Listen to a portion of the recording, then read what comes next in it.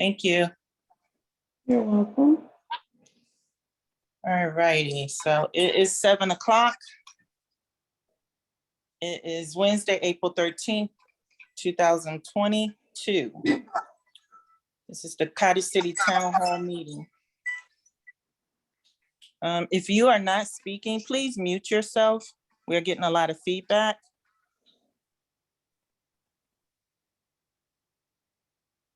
All right, thank you. So we've done the call to order. Let's do the roll call. Ward 1, Commissioner Young. Present, pardon me, present.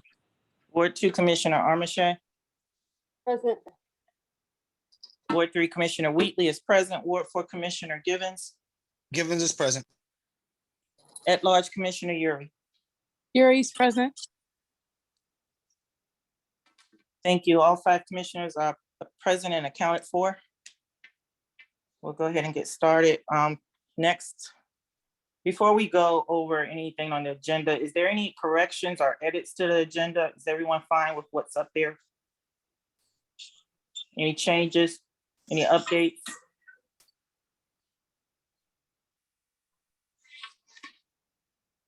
No changes for me.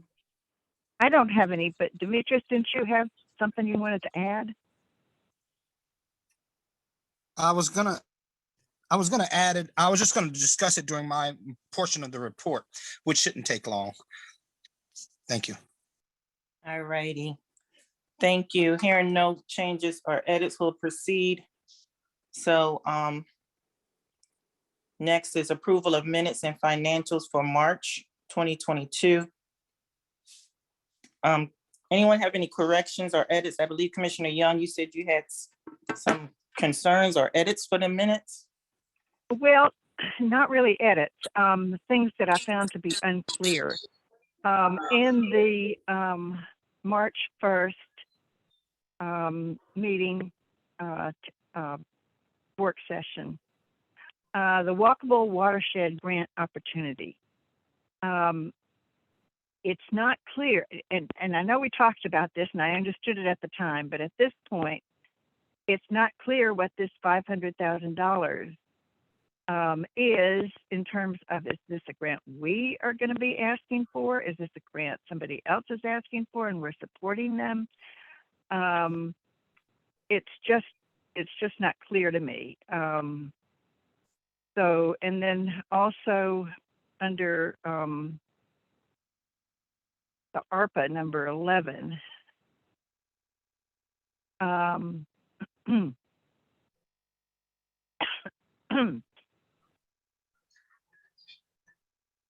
this appears to refer to a particular business, but I'm not, and it says that there's a business that came to us for relief. They didn't meet the criteria. The county has closed the business down. The business would like help with upgrades. The chief acting town manager would like the commission to give more options for how the money can be spent. I'm just not clear what it is that we're talking about possibly doing, or, you know, whether we're open to doing something for this person or not. And then in the March 9th meeting, under 5B, conference room purchases, we did talk about specific purchases for that, but the minutes don't define what those purchases were, and I think that would be helpful to include that in the minutes. And then under D, again, to the Walkable Watershed Grant Letter of Support.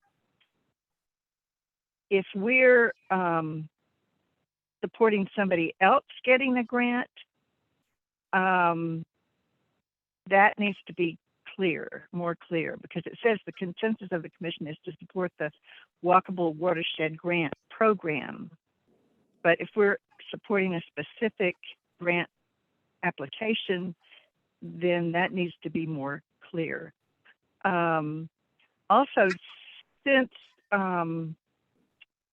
this is an actual town meeting, I think it would be helpful on any time we take a vote, that the actual motion should be spelled out so that it's clear what exactly we were voting on. And I know sometimes I'm guilty of saying so moved, but I think it would be very helpful if we were real clear about what exactly we're voting on. So those two, and then under 6A, new business, I remember Mr. Frankenfield talking about this section. I was not really clear that was necessary because the funds could be interpreted to mean the funds that were in the budget, not just our savings fund. But again, we don't spell out what the resolution says. So I can't really offer any specific edits. I think we should hold these two and not vote on them tonight, and then get clarification on the things I've listed. That would be my suggestion in any event.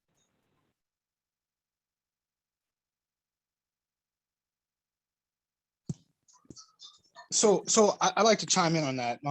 In regards to the things that you're speaking of, I think you have legitimate concerns. However, I think the onus is not on the commission, but on the person who's doing the translation. When you say so moved, someone else has already filed the statement of motion to be able to say so moved. Right. So it's incumbent upon the person doing the minutes to be able to include that, so that you can be accurate. And I absolutely understand. You want to be able to pick up, someone should be able to pick up these minutes, read them, and understand what occurred.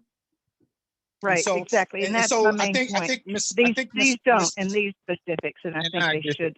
And that's fine. So I would just ask, so that we can move on, just ask Ms. Carroll to get with the office manager, and so that you can kind of ensure that from moving forward, they're more understandable and not, they don't have to be super detailed, but she is right. You do have to declare what's the motion and what was agreed to, and so on and so forth. And I think Ms. Carroll understands what I'm talking about. No, I totally we'll know what we understand, and they're valid concerns, and I will make a point of reviewing the minutes myself, because the minutes should reflect clearly and accurately the actions of the commission. So if you can't deduce that from reading them, then there's a problem. Thank you. Thank you. I'll say just one thing real quick, not to tie this down anymore, but I believe this time Brittany used the Zoom feature where it transcribes the minutes for us. So that may be why some of the information is missing. Yeah, that is true. Mm-hmm. But that doesn't take away from the fact you have to review them. So Right, I'll take the responsibility for that. Yeah, so I think the feature is a good feature, but someone needs to review them after they've ran the program, just to make sure everything was captured, or at least that it makes sense. All righty. Were there any other edits or comments in regards to the minutes? This is a fairly minor edit that for the town hall meeting on March 9th in section 3. It should say in the second line, the Dueling Creek Bridge on Bladensburg Road.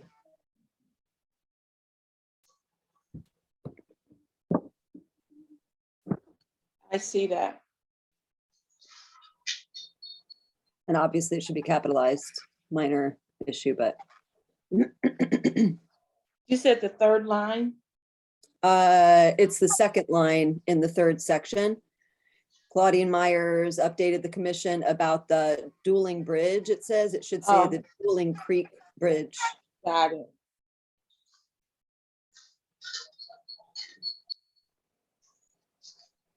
And sufficient is misspelled a few lines below that.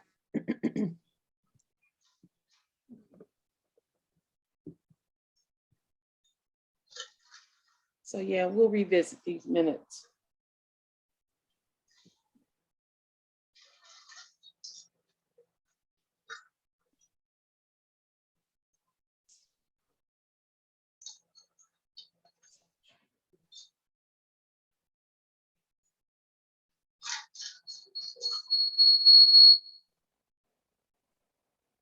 Okay.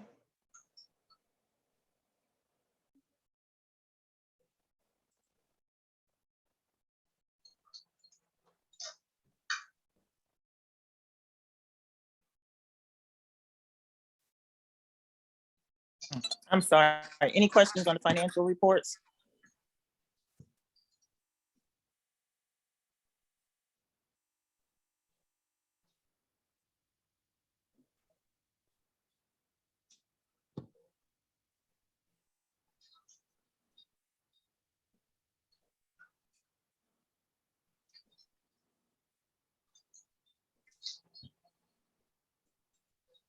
Hearing no questions or comments, we will move on. Is there a motion to at least approve the financial report for March and possibly the budget meeting minutes? I know we want to correct the other two.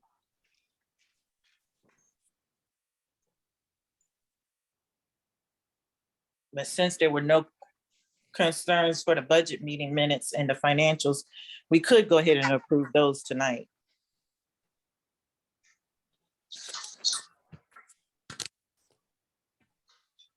I have no corrections. Is there a motion to approve the budget meeting minutes from 3/16 and the financial report for March?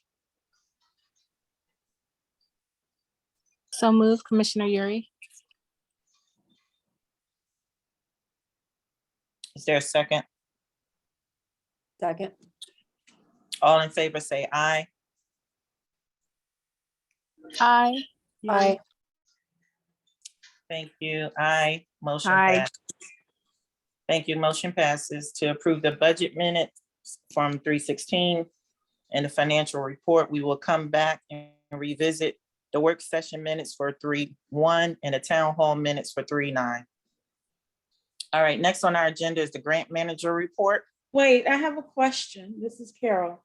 So the motion that you just did, was that for approving the minutes for the budget meeting only? Or the Yes. budget? Okay, so will you be doing, okay, all right, I just wanted to clarify. Yeah, just the budget meeting and the Okay. financial report. You don't want to do a second motion just because of the financial is a separate entity? No? No, Okay, usually we just do it all under one Okay. vote, one motion, I'm sorry. Usually do it under one motion. okay, thank you. Uh-huh. Ms. Tracy, are you ready? Yes, I am. Good evening, everyone. So Good I will evening. start with the ARPA program update. So far, we have received 11 applications for the Family Relief Program, which all of them have been submitted and all been approved, and we have 0 pending applications as of today. In regards to the Business Relief Program, we have received an application that is pending. We're waiting on the organizational documents from the client and their income statement. I have reached out by telephone several times and I have sent an email requesting the information. So I did inform the resident that the business owner that we're looking to process quickly so that we can get everything approved. In regards to the reporting to the Department of Treasury, I have uploaded the required documents that are needed as of now. So that's done, waiting to submit. And then also we are on track so far to meet the April 30th deadline to complete the project and expenditure reports that are due at the end of April. Any questions in regards to the ARPA update? No? Okay, so I'll move on to where we are as far as grants. I do have an update for the urban tree grant that was submitted back in February. I did reach out to the program manager, Mr. Greg Burks, and he did inform me that the award announcement will not be until the month of June. So once I get that information, I will let everyone know. Current activity, I'm in the process of submitting a grant with the USDA Community Facility Program. This application is in place to purchase a new 2022 Ford Explorer for the police department. The actual total amount of the vehicle is $52,746. But with the USDA, based on our population size, they will actually fund up to 75% of that amount. So the grant amount will be $39,559.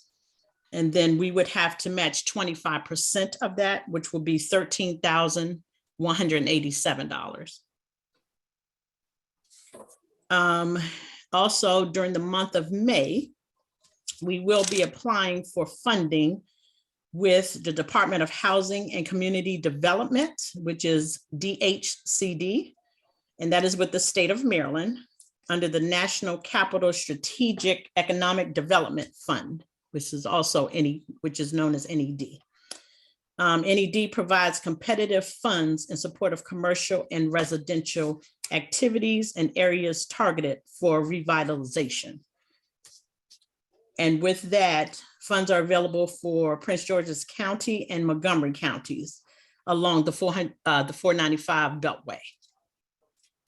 We are looking to apply for two programs that we're seeking funding for. And one is the renovation of the firehouse to build a community center.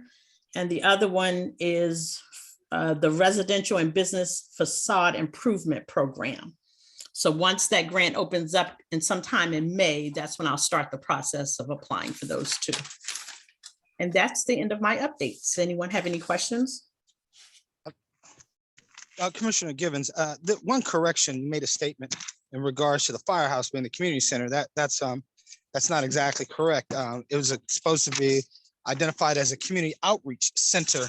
The community center that we were proposing and having discussion on, we're still in the process of negotiating something. It's a different location. I yield back. Okay, I have that noted. Thank you. Any other questions?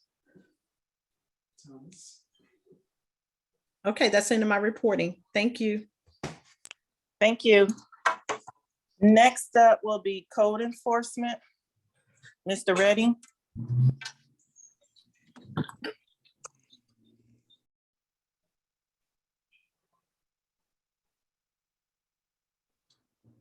I can handle that part. Go ahead. Okay, we did receive the software and they updated all our ordinance into the program. He should be up and running with the program next month. So we should have detailed reports for the next meeting. Also, he gave me his stats, which is going to be posted on the website, as well as we have a copy of it on the minutes, on the agenda. So that's all we have right now in reference to code enforcement.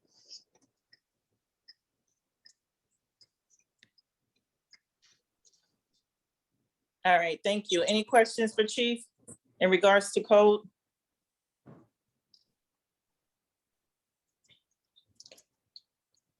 Pretty minor, but I'm noticing that it says that the total number of violation notices issued for 3, but then it lists more than that below. And I don't know if that's because some of what's listed under violation type were warnings versus actual violation notices. Yes, what he does, he gives warnings first, and those don't apply within the time frame that he gives them. He issues them on the violation. So there's only 3 that he violated that didn't comply. Okay, thank you. No problem. So Chief, where it says warnings, hangers, verbal, those were 12, that he issued 12 warnings? Yes, ma'am. And of the 12, only 3 didn't comply? That's correct.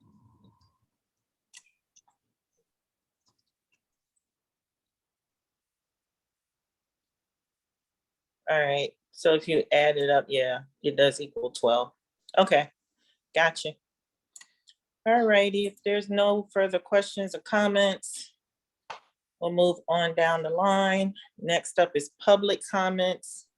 I do see a representative from Senator Augustine's office. And I'm not quite sure, I can't make out your full name. But would you like to say something? Good evening, everyone. My name is Rayshawn, and I'm here to take notes on behalf of Senator Augustine. Thank you all for the updates. And if you guys have any questions for me, well, for Senator Augustine, I'll be happy to make a note of them.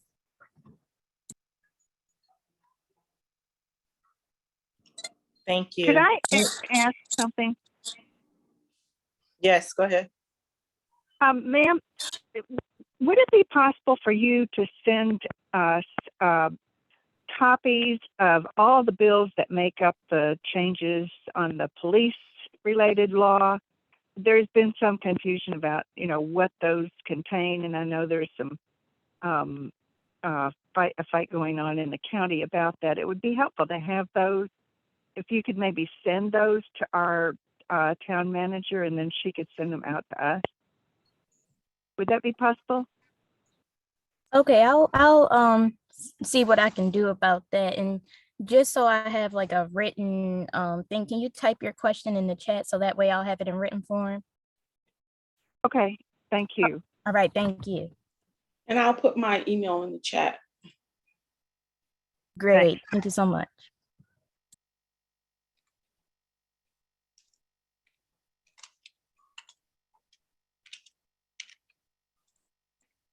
Are there any other public comments, questions at this time?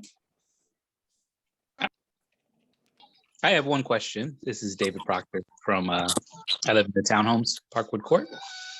I just wanted to ask about the chargers at the town hall. I know one is not operational, and I just wanted to know if that was going to be repaired. Did we have a timeline or anything for it? Commissioner Wheatley, I can speak to that. Thank you. The both charging stations are now fully operable, so they came out and fixed it on yesterday.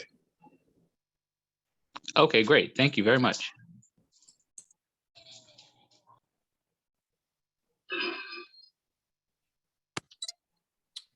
Thank you, Mr. Pinkney. Are there any other comments from the public at this time? Hearing none, we'll proceed. Next on the agenda is old business. But I don't see anything listed.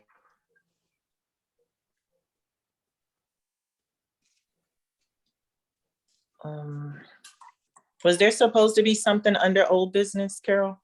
No, because these items had not been discussed at a town hall meeting. They had only been discussed at a work session. Okay, so then we don't need old business on the agenda because there's No. nothing. Okay, so we're gonna skip that one. Let's proceed to new business. And this is the Cottage City Police Department disciplinary matrix. Chief, you want to take that? Yes, we discussed it at the work session in reference to having some kind of format or guideline in reference to discipline for the town employees for the police department.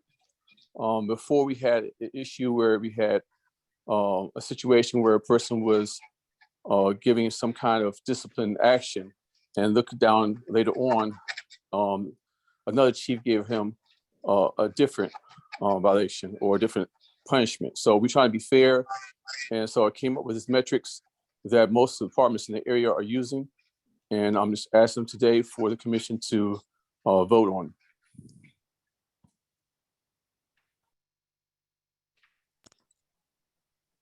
I do know that there were some questions in regards to the metrics.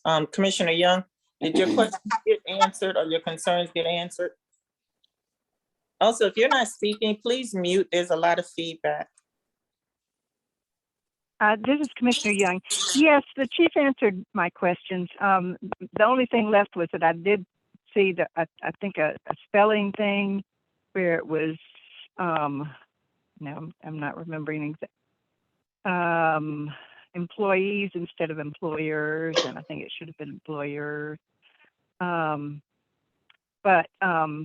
Yeah, he answered my other questions, and the only thing I would say, I guess, is that to make sure that the officers understand that the endorsements, they're not talking about products or restaurants. I mean, I guess it would apply to any endorsement, but mainly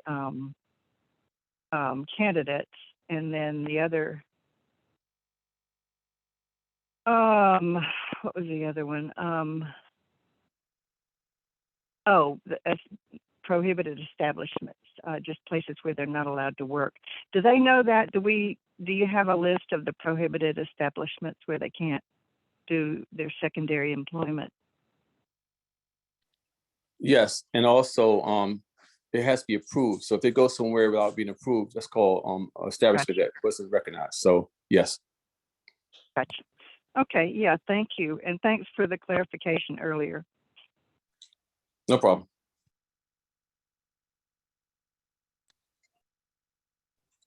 Thank you. Let's see. If there's no further discussion. Chief, did you want us to take the vote tonight? Yes, ma'am. So, are you going to make that correction that Commissioner Young pointed out in regards to employer versus employee?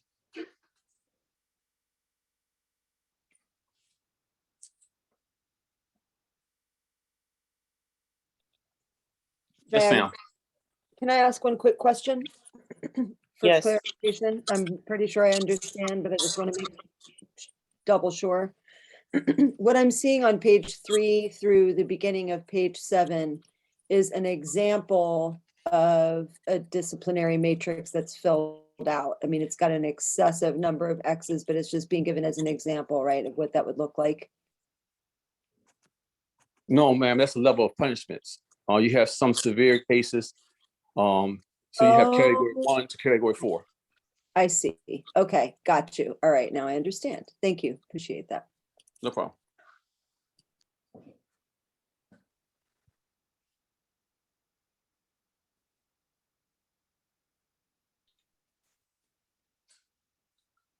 All right.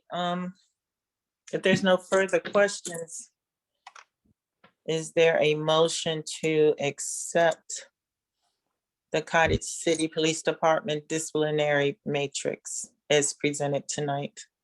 Commissioner Givens, so moved. Commissioner Givens, did you say so moved? That's correct. So moved as read by the chair. Thank you. Is there a second? I'll second. That was Commissioner Armiche. Yes, ma'am. Thank you. Okay. Call for the vote. All in favor, say aye. Hi, Commissioner Givens, Young. aye. Aye. Givens, aye. Yuri, I. Wheatley, aye. Motion passes. I'm sorry. Well, yeah, it passes because there's no abstentions and no opposed. So motion passes. All right, let's move to the next one, which is resolution 2022-06, which is Solidarity for Ukraine. And this resolution was discussed last week in the work session. As you know, all the horrible things that are going on right now with the people who live in Ukraine, and this so our support. I wanted to introduce this resolution, and I'll read it into the record. So this is resolution 2022-06, a resolution of the Commission of the Town of Cottage City, Maryland, to stand in solidarity with the people of Ukraine, introduced by Commissioner Chair Wheatley.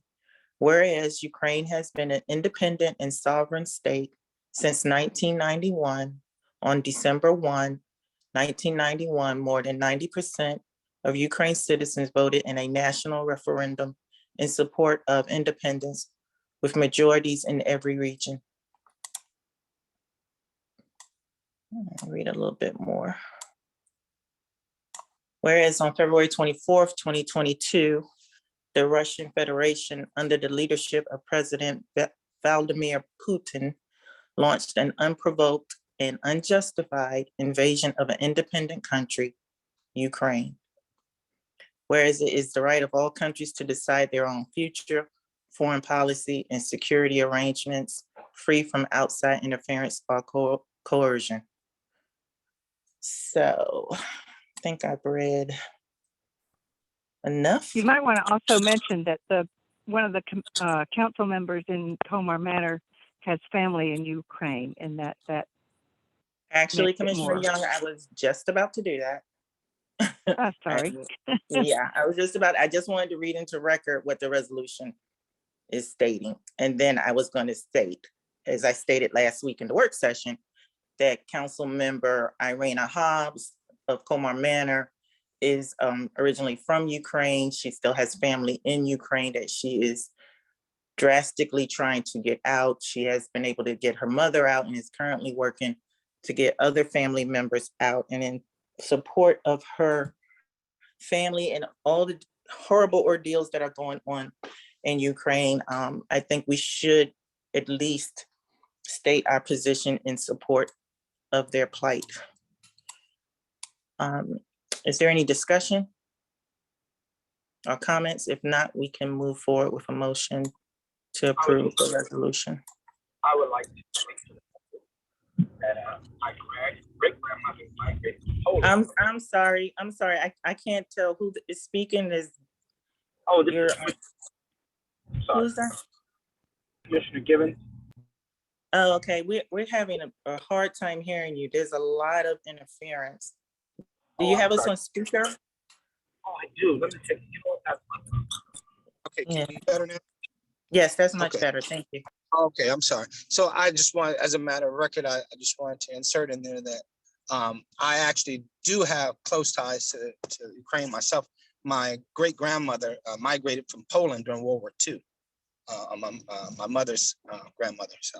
So I definitely am in solidarity with them as well. So thank you. Thank you, Commissioner Givens. I didn't realize you had family from Poland, but thank you for that support. Any other comments or questions? If not, we can move forward to approve the resolution.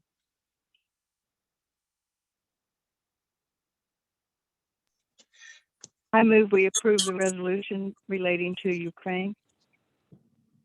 Is there a second? Commissioner Givens, I second. Thank you, Commissioner Young and Givens. Call for the vote. All in favor, please say aye. Givens, aye.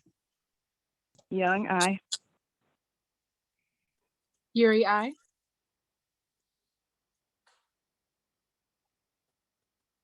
Wheatley, aye. Sorry, Amarche, aye. Thank you. Any opposed? Any abstentions? Hearing none, the motion passes. Thank you, everyone. Let's move on. Next up is the town manager contract. So let's see, how are we gonna do this? So we did have our town attorney draft up a contract between the town and the town manager, Ms. Carol Richardson. We've been under negotiations and we've come to a compromise. There was one concern that Ms. Richardson had brought up in regards to the time that she should give us in regards if she decides to step down or resigns. she had requested for 30 days. We had asked for 60 days. She was willing to compromise and meet us in the middle at 45 days. But I wanted to offer another option, which would give her 30 days notice to the town, with the understanding that when the new town manager comes on board, that she would be willing to come back at an hourly rate to help the new town manager transition into their position. And I believe, Ms. Richardson, you were up to doing that? Yes, that is correct. Okay, so that's another option. If you guys want to discuss it more, we can. If you guys are in agreement, we can go ahead and take the vote tonight, because I don't believe there were any other changes. Commissioner Givens to speak. Yes, Commissioner. I think it's reasonable for the request to be made for 30 days. Generally, employer would expect the new employers to give them 2 weeks. So we're asking for an additional 2 weeks. And so I think when you start going beyond that, then, you know, the candidate, proposed candidate could lose their opportunity for employment at the new location. So I don't think it's reasonable to consider anything above 30 days. I know it's not more favorable to the town, but it's not realistic in an employment situation. And I think it's more important, as I agree with you in regards to paying at an hourly rate, at whatever her hourly rate is based on her salary at that time, to be able to extend that to a number of hours to help the onboard and transition any new proposed candidate for that position. So I agree 100%, and I yield back. Thank you. Thank you. Commissioners Young, Armache, and Yuri, are you in agreement? I'm in agreement, and Ms. Richardson, I just hope you stay as long as possible. Thank you Thank you, for all the Commissioner help Young. you've given us so far. Yes, I agree. I'm in agreement as well. All righty, so do we have the actual contract? I don't see a link for it. But we know the salary. So we could still take the vote. If you're not speaking, please mute yourself. There's a lot of feedback. Thank you. I didn't know if it was appropriate to put a personnel contract for view in this setting, so that's why it's not there. I believe it's a public record, but I'm not sure. I know we have to state, Mr. we have Best. to state the salary. We have to state it for the record. We have to state. I believe it is a public record, but you can confer that with Mr. Best if you would mind, Okay. Mr. Best.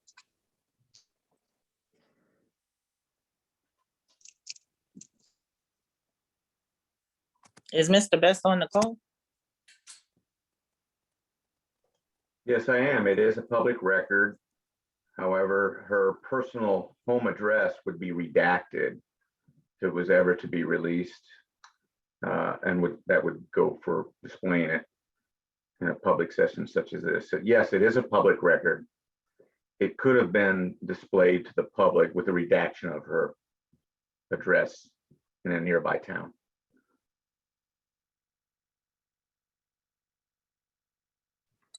Okay, well, although we do not have the physical contract in front of us, I believe we still can go ahead and take the vote. Is there a motion to approve the contract with Carol Richardson in the town of Cottage City as the permanent town manager with a 2-year contract at the salary of $80,000 per year? And in addition to any health benefits, and I do not know the number for the health benefits. Is it 12,000? Or am I thinking of something else? I think 12,000 is I believe 12,000 is the allotted amount for each employee. It's Right. approximately 12,000. Approximately 12,000. All right. Is there a motion to approve the contract? Commissioner So Givens, moved. Commissioner Givens, I second. All right, I believe that was Commissioner Young that made the motion and Commissioner Givens that made the second. All in favor, say aye. Givens, aye. Aye, Young. Aye. Wheatley, aye.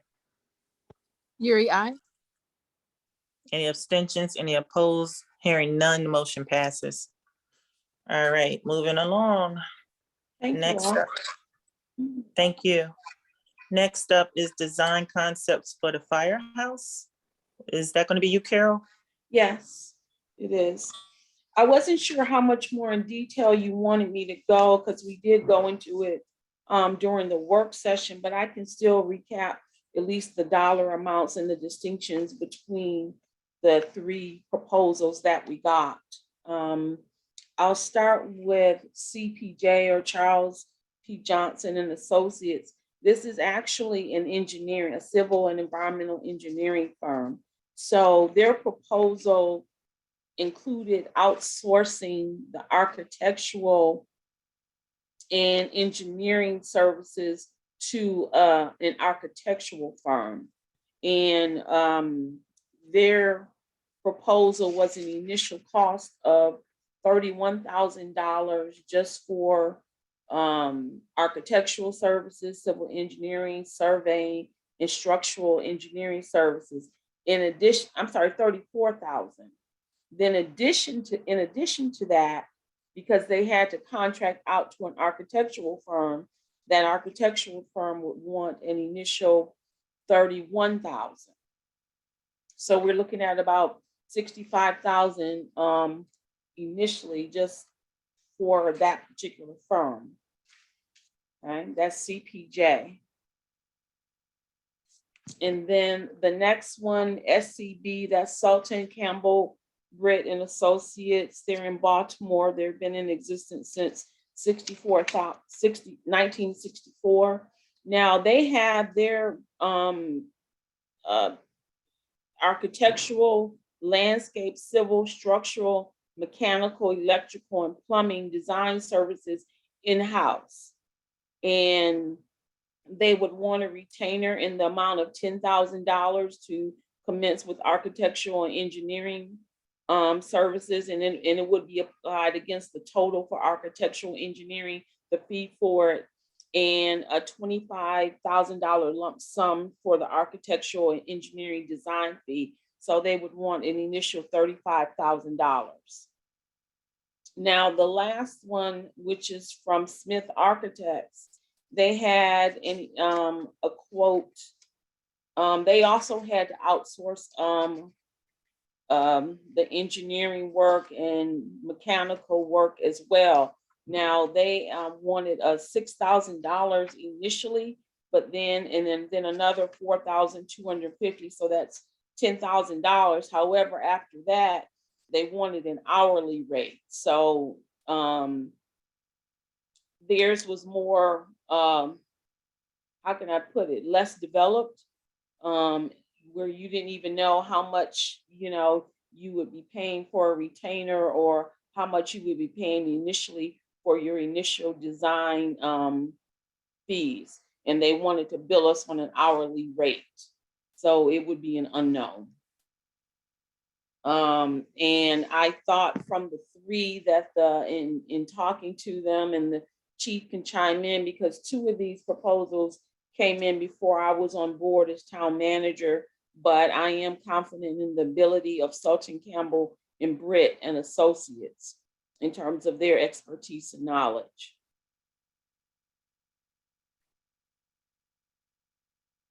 Commissioner Givens, was Britt, was that the number 2 candidate or number 1? That was the number 1. That was the first one, the 64,000? No, 35,000. No, you said the number 1, you spoke the of, first one you said I a combined total. It was like 65,000. That was CPJ. Okay, so Britt is the number 2 candidate. So, okay, so I got it. Britt's the number 2 candidate. Thank you. Clearing that up. Thank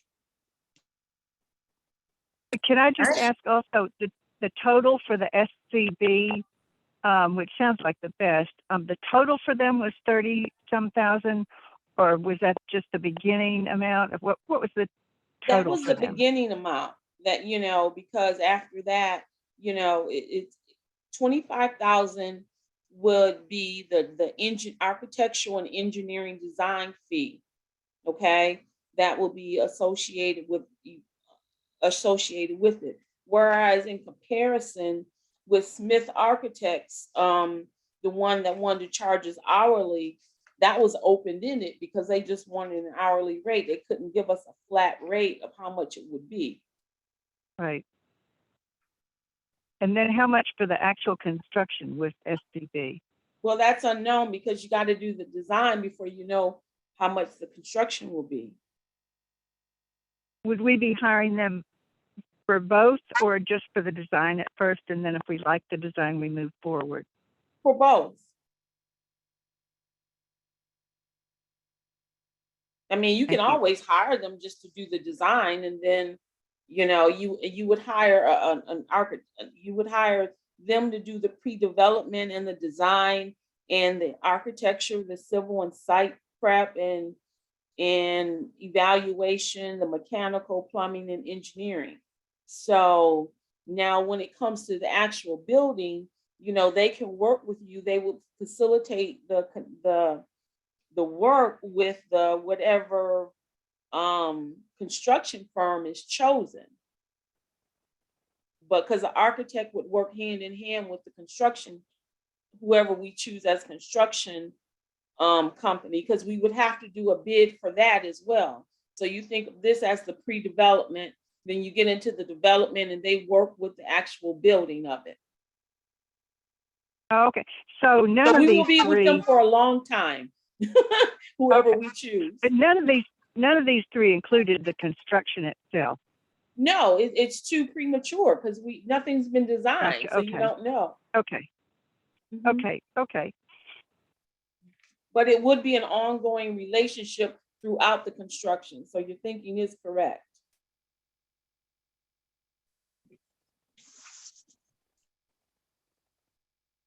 So it sounds like since SCB has everybody in-house, that would be a more straightforward way to go.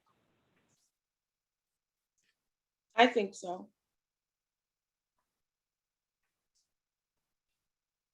Thank you. I just want to interject. So Carol, you're saying that a conscious effort was made not to do a design build procurement, but just to do a design phase 1, and then phase 2 with development would be later. Correct.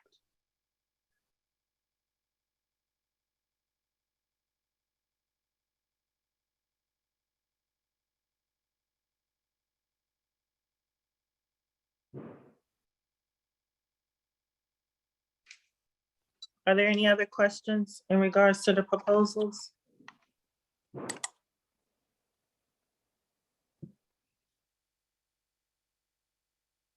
And we need to make a decision tonight. Because we discussed this last week.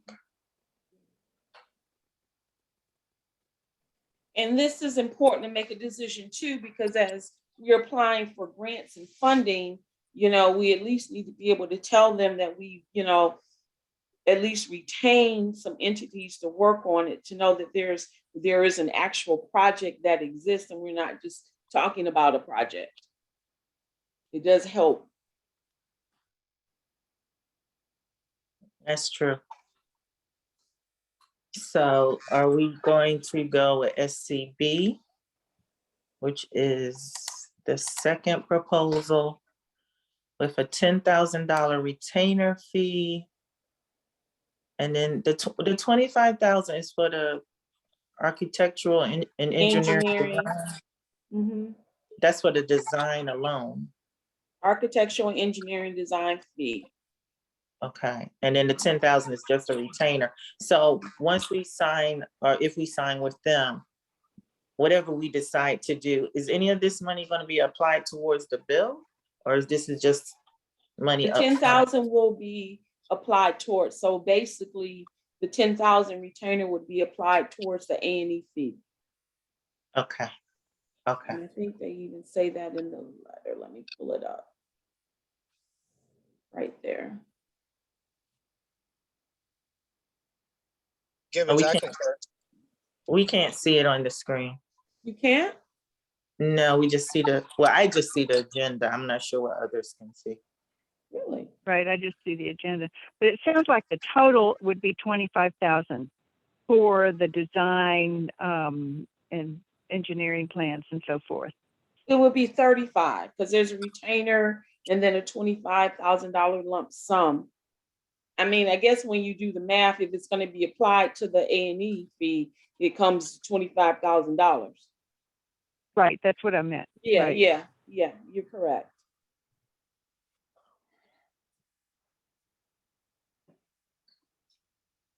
Any other comments, questions?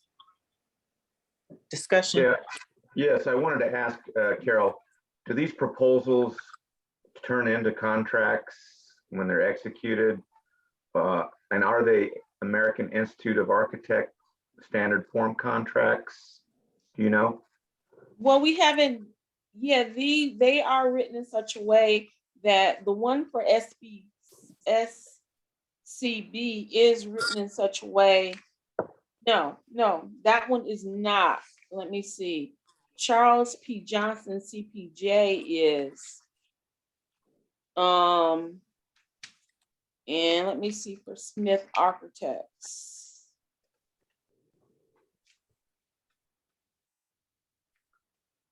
And so is that one. So two of them, actually all three of them are written in that way where the proposals turn into contracts.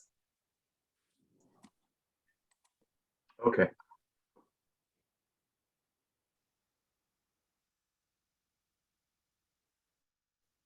Well, for the second one, is that a contract? It's just a one pager. Well, it's a proposal. It's asking a retainer for architectural engineering consulting services. So I think it's shorter than the others, but the others have a lot of stuff that I think is unnecessary. Excuse me.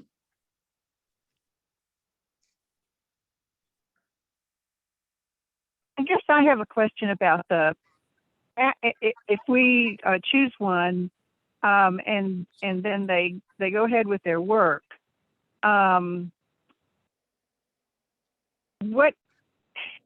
do we go about finding someone to do the construction? For example, are each of them able to handle the construction as well? I guess I had been assuming that these were for both the design and construction. I wasn't thinking about the amount, but how would that work? Once we choose. Well, I can tell you how I've done projects in the past is you get the architectural firm, you do the design and the engineering and, the environmental remediation. And then you do an RFP for the construction firm and you have the architectural firm working in conjunction with you in terms of vetting the construction firm, or they may even have companies that they work with on a regular basis. So they have that working relationship. So it can be done different ways. Let me chime in. Quite often, the role of the architect is part of their work product is to produce the RFP for Correct. the construction phase. I don't know that for these proposals, wasn't asked to review them. So I don't know if that's part of the scope of these proposals or not.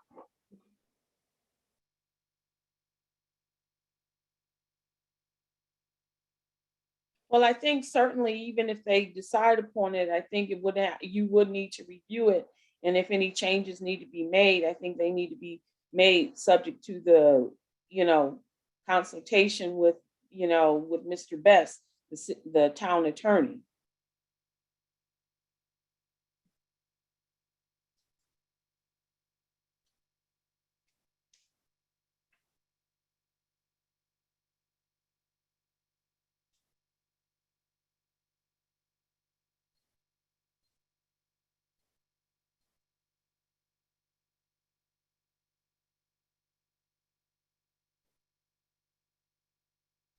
Oh, I'm sorry. So, all right, so what are we, what do we need to do tonight? That's the question.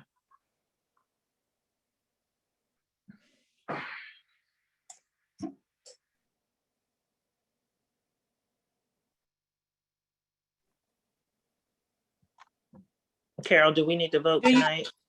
I mean, you can vote on them and then obviously they're subject to review by Mr. Best and he can make any proposed changes before anything is signed. So, and I will make sure that he has copies of all of them or whatever you decide tonight. What's the will of the body?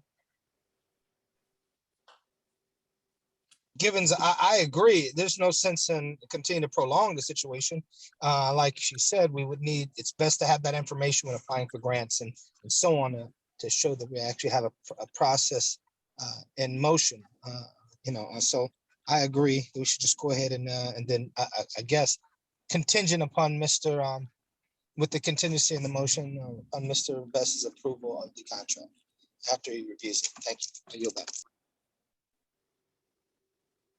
Thank you. Any other questions, comments? Anyone, do we agree with Commissioner Givens? I personally do agree. I think we need to make a decision. I agree. Commissioners Yuri I and can go Young. along with that. I can go along with that. I do have one question. I was just looking at the three proposals, and on one of them, on the Smith one, there's a map, and it seems to show certain property that includes property that's not really our property. Did we ever get a survey done so that we're real clear on what property we own around the old firehouse? I'm not saying that we should hold this up to do that, but it just, looking at it, But it I just mean, but struck I me. think it's a valid point. I think that would probably is part of the process. I don't know. I mean, like I said, these two other proposals were done before I was on board. So I don't know when you all acquired the firehouse, did you all do a survey? I don't think an actual survey has been done. There was some confusion about whether the house that's at the corner of 38th and Parkwood that backs up to the old firehouse, how far their property went and where our property started. And that was what needed to be clarified. But, if we haven't done that, I think we need to do that just to make sure that we know what we're talking about, because this picture that goes with the Smith proposal, this map, seems to show that we own a bunch of property that we don't own, because it goes into the area of that house that's on the corner there. Well, and that is one of the functions of the architectural firm, to know what they're working with, what land-wise. So. Chief, can I chime With in? that said, I'm fine with going ahead with it. I just want to make sure that at some point that happens, so that we're real clear on we make sure that there's no future possible property dispute on the line there. Understood. Chief, can I chime in? Yes, go ahead, Chief. Yes, that property is owned by the town of Carter City. That's the property, that's the tree line right there going down 38th beside Parkwood Street. The house she's talking about sits around 50 yards away from the corner. So that corner is owned by the town as well as the firehouse. No, but there's a house right there where that. No, ma'am. No, ma'am. Yeah, there is. The house sits below the tree line. It's a different partial. Our property go over to the corner. But Commissioner Young's point, we need to know how far our property line goes in relation to that house. Exactly. And this was confirmed by the Atlas PG Atlas. So we do on the corner, the tree line. At the corner. The house sits away from the corner. The house is not right on the corner. Actually, the house is behind the firehouse. It actually goes behind the firehouse. But like I said, we can talk about it later.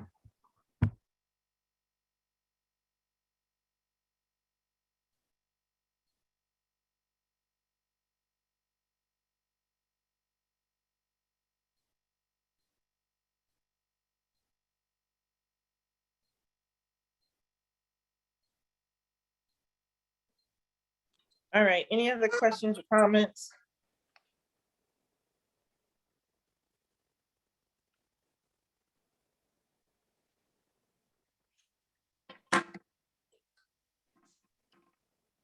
Hearing none. Do we want to go with SCB? The second proposal, which is, what's the name? Sultan Campbell Britt and Associates. I do think that would be the better option for us. This is Givens, I agree. This is Commissioner Amashay. I agree. And I also looked up some of the work that they've done and they do really beautiful work. I'm in agreement also. This is Commissioner Young. All right, is there a motion to go with SCB? With a $10,000 retainer and a $25,000 A&E fee? So moved. Commissioner Amashay. Givens, I second. Thank you, Commissioner Armstrong and Givens. Call for the vote. All in favor, say aye. Givens, aye. Young, I. Amashay, Fury, aye. aye.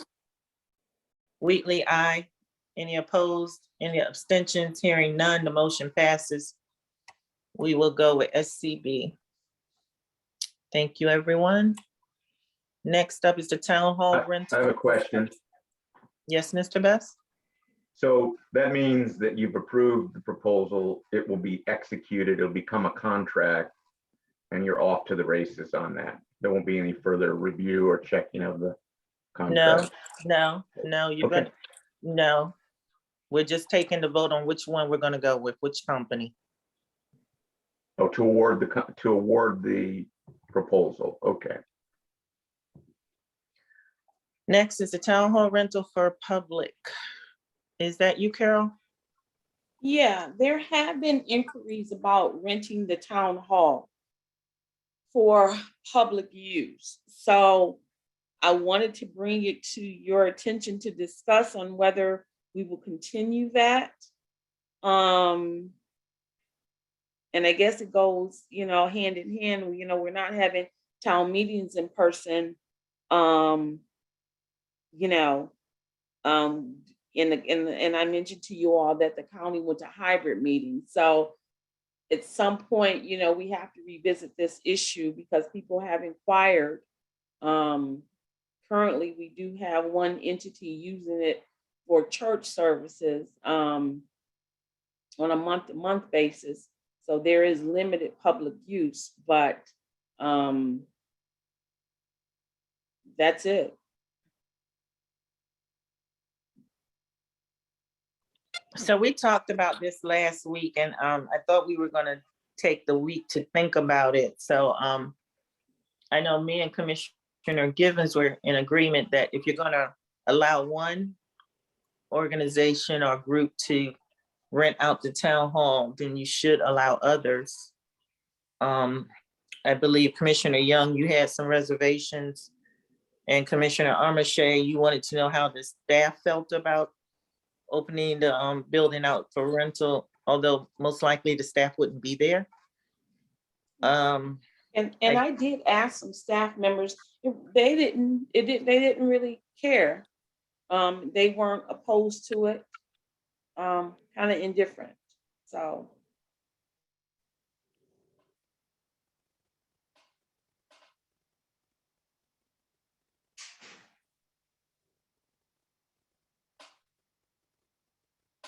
This is Commissioner Yuri. May I ask how many would you say have inquired about using the facility? Oh, Commissioner Yuri, I'm not quite sure. It's like we'll get a call here, we'll get a call there. I don't know if we kept a record of it, but I know at least 5 or 6 phone calls. I know since I've been here.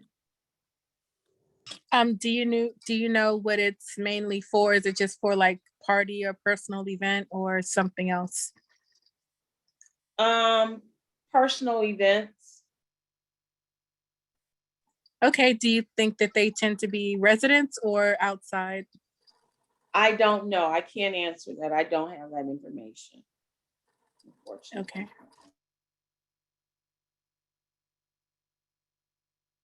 This is Commissioner Young. I guess I do have some concerns, especially since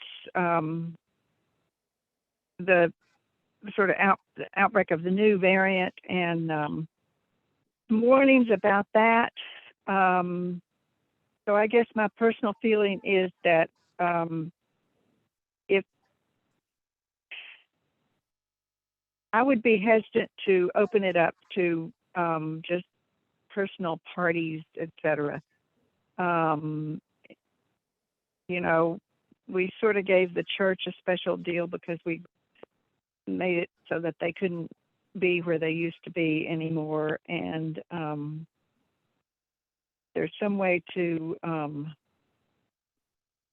separate out just parties from events that could be defined some other way. I would be more in favor of that. You know, I'll go along with the majority, but I was just personally thinking about, you know, well, should we go to this Easter event with people, and ultimately decided not to. I got my second booster today, and they said, well, it doesn't really reach full effect for 2 weeks, so decided not to go to this Easter event. So, I mean, and I'm 77 almost, so that puts me in a sort of different category than a lot of you, but I do have some concerns, I guess. Commissioner Givens to speak. Yes. So I don't think we should be in the business of discriminating as to whether they live here or whether what type of party it is. We start getting to the intricacies. We've already set what the criteria is and who's allowed to rent. Either we allow them and then, or we stop everybody. And I'd like to hear from Mr. Best, because it sounds like, you know, when we start picking and choosing, it doesn't sound like it's going to be fair, you know, in that regard, allowing one group and not allowing other groups. And then, you know, people may take a position where you're discriminating against me for whatever reason. I'm not sure what that reason could be, but, you know, it's not a secret per se that everyone sees all these cars up at the church on Sundays and Wednesdays. So they know something's going on and it's not a town meeting. So I'd like to hear from Mr. Best in regards to this particular situation and some of the apprehension about, you know, renting. Mr. Best?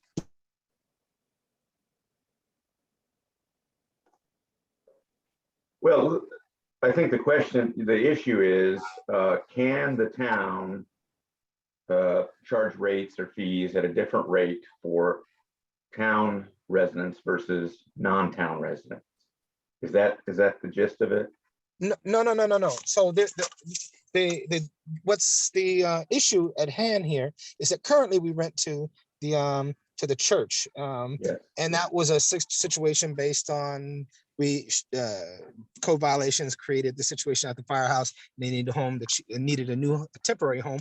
The chief came to the commission with that request, and the commission conceded to allow them to rent the town hall. So at this time, people have been calling about wanting, other people have been calling wanting to rent the town hall. Ms. Richardson is asking, well, is the town hall willing, is the commission willing to allow everyone else to rent? And my position is, yeah, because if you're allowing the church for whatever reason, that's beside the point, and not allowing the others, and then that would be discriminatory in some form or fashion. So I think we probably need a legal perception as opposed to kind of getting into the weeds with the commissioner's preferences, personal preferences.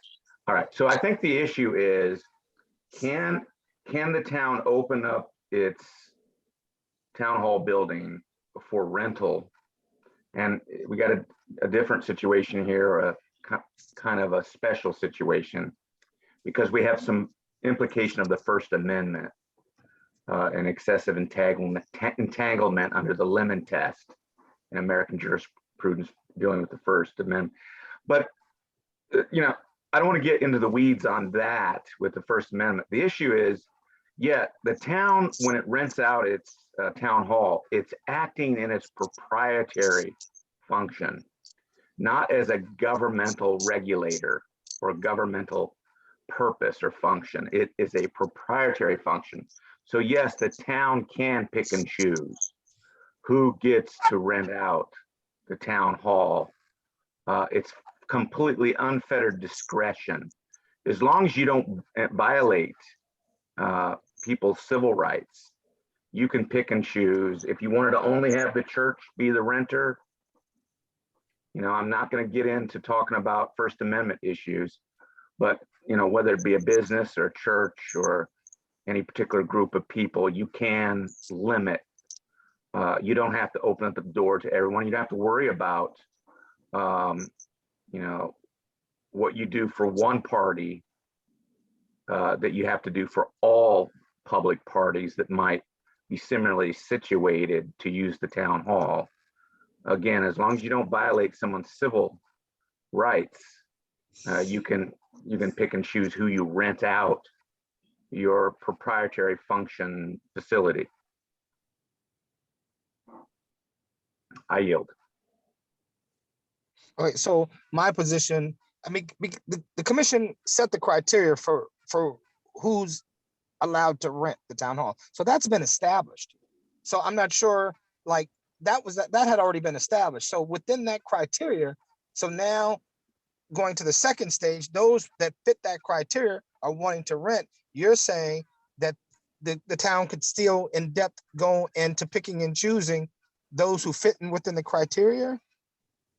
Is that what you're saying? Because we've already set what the criteria is as the town. They did that before, If you're saying that you have some policy that everyone must be allowed to rent out the facility if they meet some conditions or criteria, and yes, you do need to apply that fairly to everyone if that's your policy. But what I'm saying is you do not have to have such a policy, and you can have limitations on that policy where you don't have to open your door to everyone and their brother, Joe Q Public, to use the town hall simply because you're a public entity or a municipal corporation. Again, the town hall and the land that it sits on, and how you rent it out. Renting of public land is typically a proprietary function, and so you have complete discretion. But if you do have a policy, you have to follow your own policies, unless you put a moratorium on them or you suspend them by legislative action. I'm not sure what the criteria was, but nevertheless, I still stand by my decision on a moral basis, if not a legal basis, that you should not rent to one and not rent to others because you have a personal preference and what one believes. Because if you believe all of that, then you shouldn't be renting to nobody, period. And so I still stand by my thing. I yield back. Thank you. Thank you, Commissioner Givens. We do already have a policy in place. We have a form where if someone wants to rent out the room, regardless if they're a resident or non-resident, we already set that policy. We've already created the form. So I don't want to reinvent the wheel on that. So either we're going to rent it out to everyone or we're not going to rent it out to everyone. That's my position. I know how Commissioner Givens feels, and I know how Commissioner Young feels. Commissioners Uri and Armitage have not heard from you tonight in regards to this. This is Commissioner Yuri. I'd say I would be a little more flexible for the weekends when the town hall isn't. I mean, I don't know which people are probably requesting for weekends, but since we haven't really taken a log of the requests, we don't know for sure. But I would be more willing, at times when the town hall there aren't many people there. And I would definitely check with the staff to make sure, because we've had little COVID things with the staff, like already. So it's clear that could happen again, and that, the rates of COVID aren't that low in the area. So that's my stance. Carol did check with the staff. She just stated that.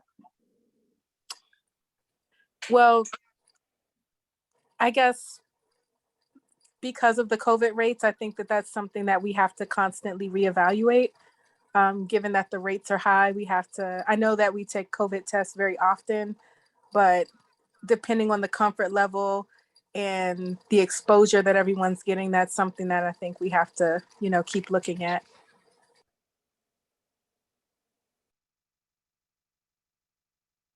Commissioner Armister? So number one, I want to bring attention to the fact that the Proctor family asked in the chat, are county metrics being considered, or are these additional town requirements? And my impression is that yes, county metrics are being considered, and right now it's kind of being decided place by place what their policy is. If Carol checked in with the staff, and the people that are in the building on a regular basis feel comfortable with the idea of it being rented out, and that meaning other people coming through the building, I don't see any reason why we shouldn't go ahead and make it open for that then, and just, make it known that that's happening, and those that are not comfortable coming into a space where there are a lot of other people can either make sure they continue to wear their mask, or, choose to not come into the building. Let me follow up on that and comment on that. The town does not have civil emergency powers like many other towns do. So you must follow the COVID regulations and restrictions, whether they be promulgated by the governing body of the county or the county executive using her emergency powers. You have to follow that, and you got to stay attuned to that, because if another outbreak occurs, let's say you open the town hall and you allow any number of parties to enter into rental contracts for the town hall, they might be subject to rescission if something tightens up, either from the governor's office or the county in terms of COVID restrictions. You certainly must follow their restriction. You can't say, well, because it's our town hall, the county may require a mask, but we don't. You certainly can't do that. You're superseded by county law in that way. But so it's something you got to keep your finger on the pulse of as you move until COVID is completely annihilated. Thank you. Thank you for that, Mr. Best. Just for clarification, I was actually just implying the inverse, that to my understanding, right now, the mask mandates have been lifted for most types of businesses, but that businesses can choose to, or some businesses or locations are choosing to require or request masks inside. Yes, absolutely. A proprietor or owner of a piece of property business can basically establish their own health requirements. The penalty would not be, though, the penalty under a civil emergencies ordinance or an ordinance or statute. It would simply be, basically eviction or removal from the private property. But yeah, and the town can, let's say the county had a no mask across the board allowance, and you all wanted to have masks. Again, as a landlord, you could impose that requirement in the town hall. But if someone chose not to follow it, you could not penalize them in the same way that an ordinance or a statute would be enforced. Thank you.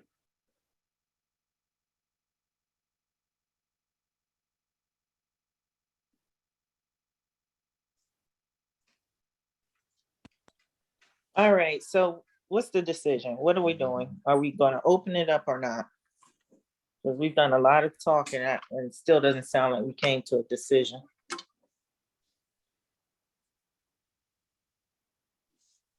Now, I would say just ask everyone, yes or no. Givens, I say yes. Marche, I say yes. Young?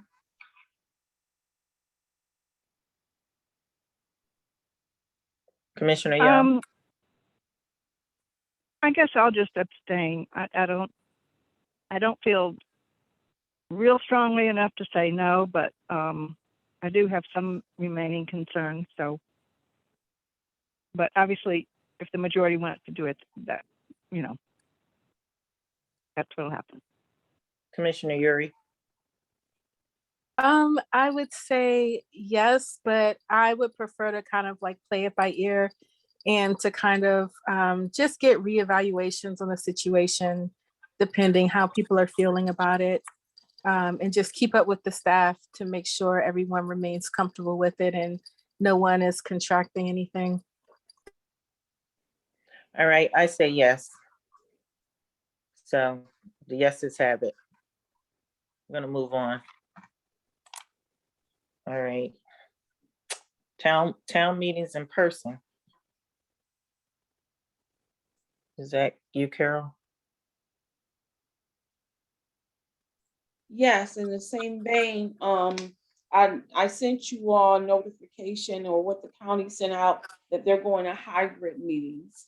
So I thought it may be a good thing for us to talk about in terms of our town meetings, if we want to continue having them virtually or try to do a hybrid or go back to in person. Okay, well, let's go around the room. Commissioner. Who's doing the hybrid meetings? I didn't hear. Who's The doing? county, the county, county council. The county council, okay. Commissioner Young? Yes or no?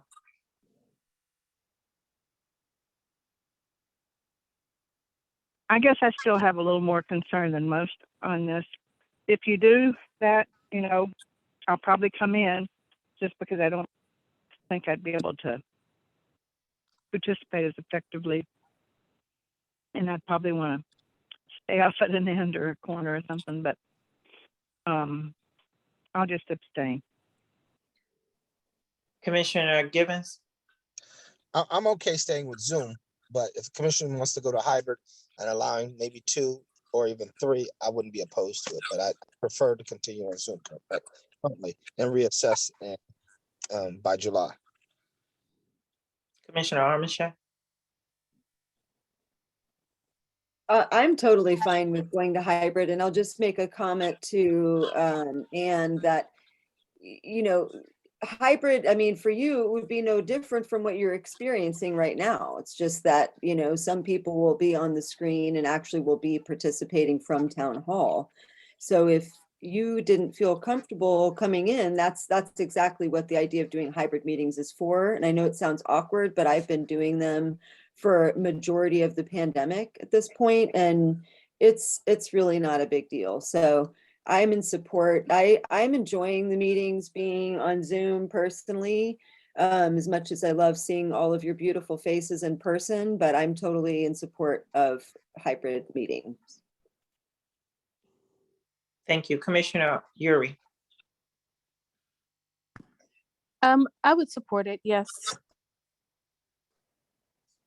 Thank you. I support a hybrid version of the town meetings. So that was what, 1, 2, 3?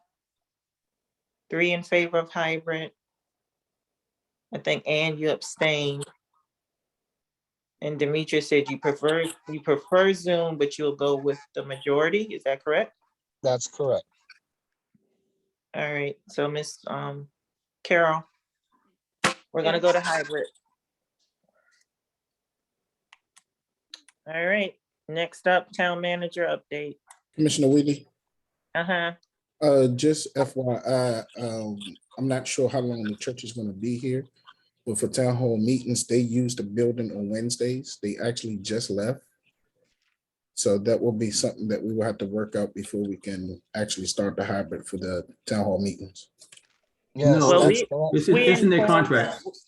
we informed them that if we need the room, then we get the room. That's already in their contract. They That's know in the that. contract. That's correct. Okay. Yeah. And they're aware of that. When we start the meetings on Wednesday, they know they have to give up that one day. Okay, Carol, you want to do your manager update? Yeah, I don't have a lot. We've had a lot of discussion about the trees and doing work on them. And at one point you all had American Landscaping do a survey. And then I guess my question was, in terms of, and I guess there were some conversations that had been had prior to me starting on whether there will be a contract for American Landscaping to start the work.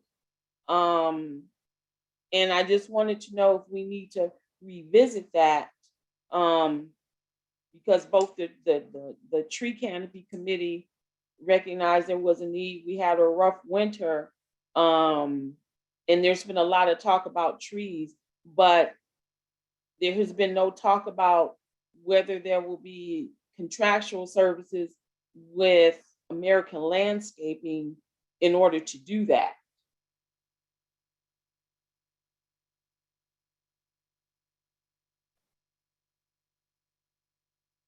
That's an excellent point, and I think probably it would be a good idea to get together with all concerned, Greg and you and the people from the tree committee, and get clear exactly what it is that they need to be doing, and whether we need to either amend the current contract or enter into an additional contract with them to do the, for lack of a better word, repair of the problems that developed over the winter and other issues that the tree canopy committee were advocating. Well, you also have excuse me. Well, I think since they did do a survey and they've identified some problems, there's already identifiable work just based upon what we hired them to do, because it begs the question of, you hired them to do a survey, but then the follow through to do the work never happened. And then there's also a question too of when the work needs to be done, the invoicing will be over $1,000, and will they have to wait till every time there's a commission meeting in order for that work to happen? So there's a few issues at play here.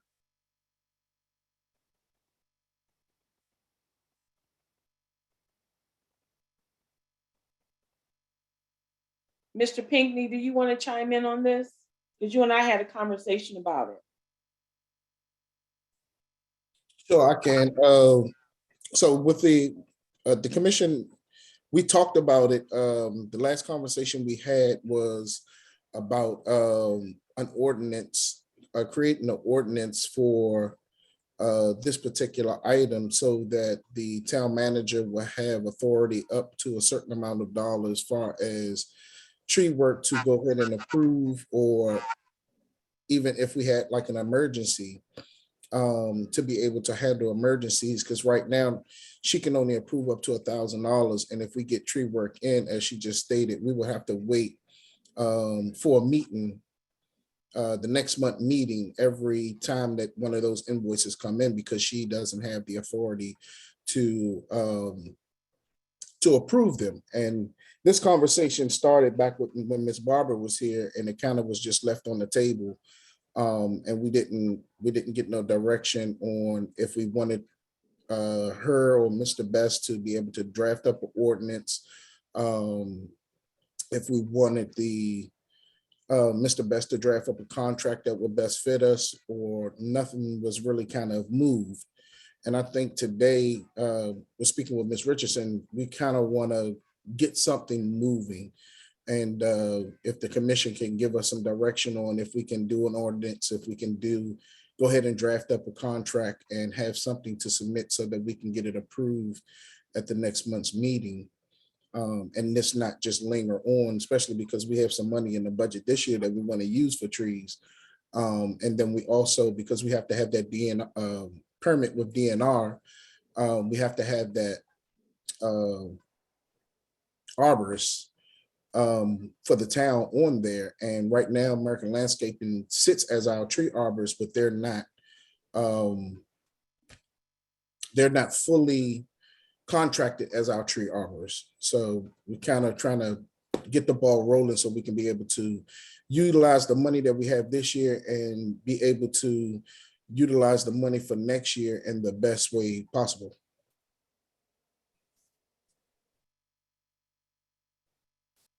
I have a question. At the meeting last week, I guess it was, it sounded as though there's not a meeting of the minds. People are not of one mind on exactly what needs to be done. Because at the town, our approach was a certain amount of money and to do a certain amount of work, but the tree canopy committee found a lot more work that needed to be done, and they apparently consulted with American Landscaping on that. So it seems like before anything else needs to be done, there needs to be some kind of meeting, some kind of with everyone concerned, so that the situation could be clarified with respect to exactly what all needs to be done and where that split comes from. Because otherwise you get two different people talking about, or two different groups talking about what needs to be done and having completely different ideas on what that is. So does that make sense? Well, to Greg? that, I would say, I understand what you're saying, but the town hired American Landscaping to do a survey. I think that's the starting point, because the tree canopy committee, I think, has more that they think needs to be done and may always have that. But I think at least since you got them to do that, it stands to reason you would at least have them start with what they've identified, and then you work from there in terms of anything else that anybody else needs. I think you at least need that starting point. Right, but it doesn't seem like that's been clarified. And apparently they talked to American Landscaping also. So I just get the impression that it's not clear what exactly needs to be done from the standpoint of the town and from the standpoint of the tree canopy committee. And we did vote to put in the additional money. So I'd like to get a clearer sense of what it is, where the difference lies, and what it is that American Landscaping has said with respect to the tree canopy committee. So everyone's on the same page. American Landscaping, they've spoken with American Landscaping, but American Landscaping didn't do a walkthrough with them to identify all the work that they're proposing to get done. American Landscaping, we paid them to actually do the walkthrough, do the survey. They did the survey. Now they're adding on stuff that may have happened over the winter that they think that needs to be done as well. American Landscaping didn't do the walkthrough with them because they would have charged them $600 and something as well to do that walkthrough. So I know it sounds that like maybe we need Landscaping- another walkthrough with American Landscaping to take into account what happened over the winter.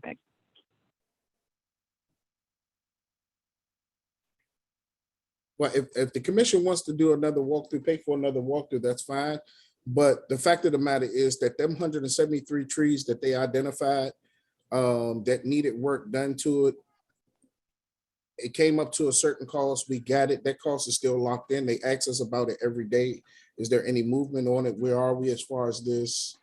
So as far as I know, with American Landscaping, from the survey that they gave us, they're still ready to go move forward with. Right, but there are additional things that we talked about last week, and we added money to the budget to address. And so there needs to be some way to get clear on what those additional things are and make sure everyone's on the same page. Now, can I say this? And some of those things might be the same trees, the same, spots. It's just maybe the situation has grown more severe. Right, right. So it could be that, maybe American Landscaping can start on the work that they've done. And if there's anything, I guess, relative to what they're doing or a tree beside, they can just add it in. But we may not need to do a whole reassessment of the entire town. I'm sure when they did the assessment, they did a pretty thorough job and they looked at every tree, and sometimes those branches that fall from those trees, they're already damaged trees. I'm sure that, some of those trees have just gotten worse over the winter and just, continually need to be cut back and dealt with. But my thinking is just to go ahead and move forward with what we've already started, and we can add on at the end or whatever the case is, or we can assess as we go if there's more work that needs to be done. Good point. If that's a workable solution, I think that's the question, whether that, to just do whatever we can to ward off any potential for confusion along the way. Well, right now, the town hasn't done anything. So it's like, well, what was the purpose of doing the survey in the first place? At some point, you got to start somewhere. So there were 173 trees. So I think that's a good starting point that American Landscape identified.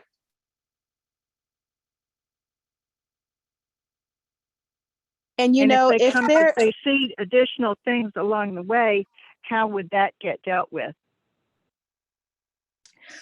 Well, and they probably, and this is my thinking, and Mr. Pickney, you can kind of add on to this, but my thing is they probably, since they did that type of thorough walkthrough, they probably kept a list of everything on every street that they needed to do, so they could probably evaluate whether that was a part of their original negotiation or not. They would be able to assess that if that was a part of their original workup. And, we can always be open with them and ask if there's something, that the committee pointed out that they think needs to be done. We can just ask them, was this a part of the draw up or not? And we can kind of do it that way. If there's anything that the committee deemed as really pressing, like if there's a tree that they know is dead, or is that, it hangs over their homes, we can definitely get that list from them, if there are any particular complaints, and we can ask American Landscaping, was this on the list or not? And we can just kind of, spearhead it that way to avoid any prolonging of this process.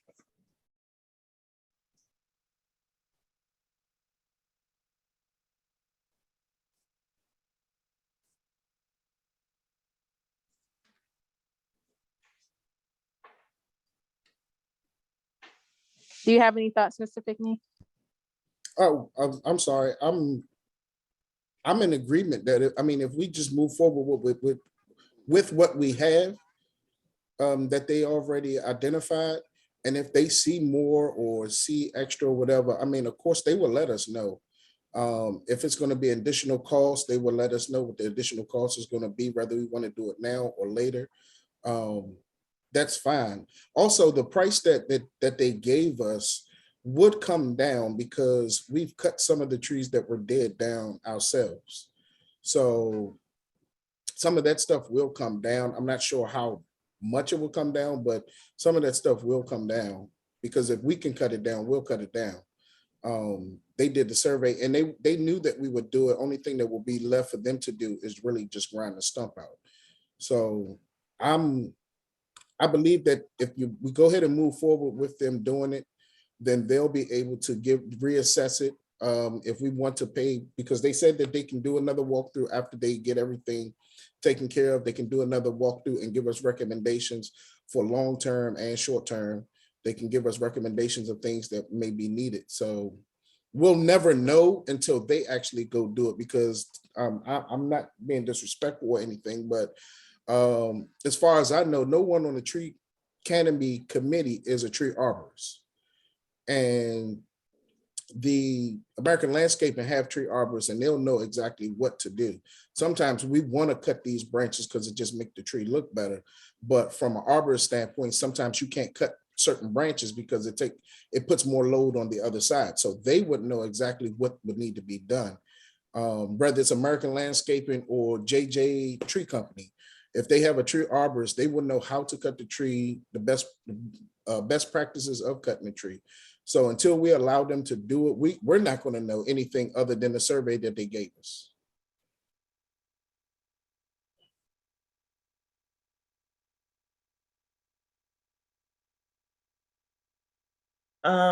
Okay, so I think we've discussed these trees more than enough, in my opinion. We put the money in the budget for next year. There's already 20,000 in there for this year.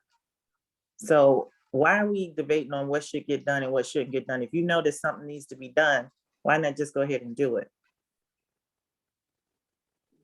Why are we going back and forth about it? We put the extra money there in case if some emergencies did come up. And we said either we use all of the 75,000 or we don't. But at least we'll have the cushion there in case it's needed. So I don't understand why we're going back and forth about these trees. I'm really ready to. I'm fine with going ahead and working out any, if things come up, if they can be added as you go, that's fine. Well, I guess my understanding was that there was never, and Mr. Pinckney, correct me if I'm wrong, it was never, American Landscaping was never given the go-ahead to do the work.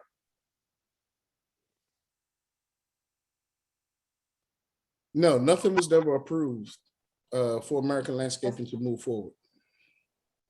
Was it presented to us to approve? Yes, it was presented, and we had conversations about it.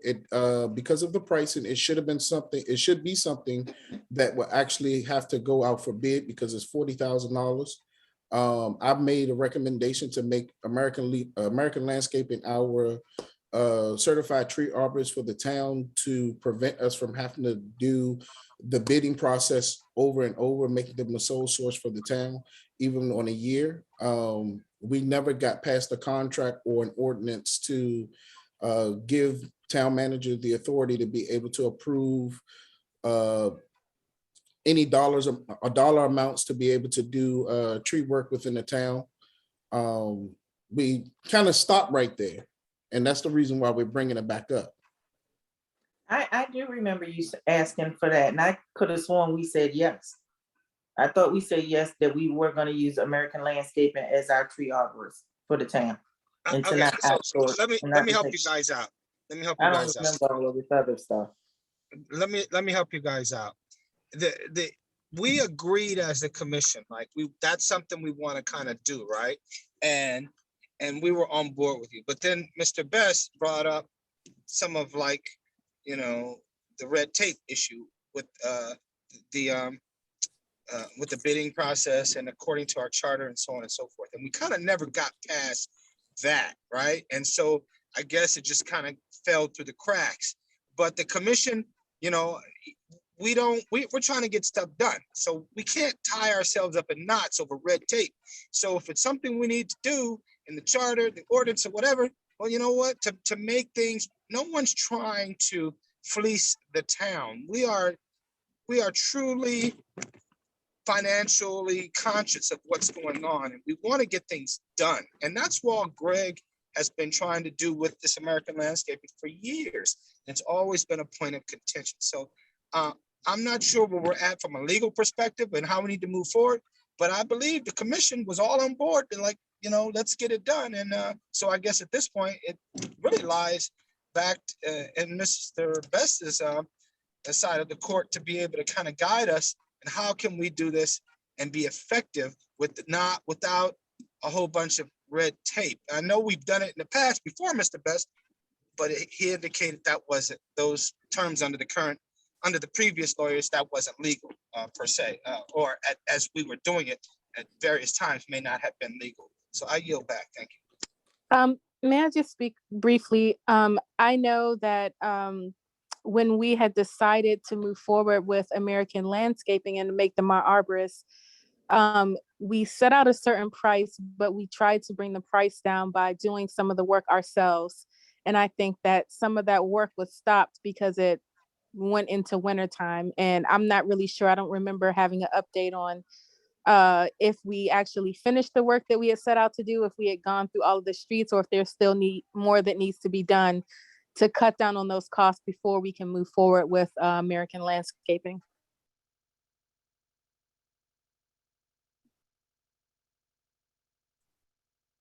We've done a lot of work. There's still work that we can do, but that doesn't stop us from making American Landscaping our tree arborists and moving forward with the contract. I think Moving forth with the work that they need to do, because they know that the trees that we are planning to take out, they can give us another estimate, but they're not going to keep giving me an estimate every month, because prices can go up. Gas is going up. People are getting increases. So right now I got them locking us into a certain price, but I don't know how long that's going to stand. Okay, yeah. It's been almost a year.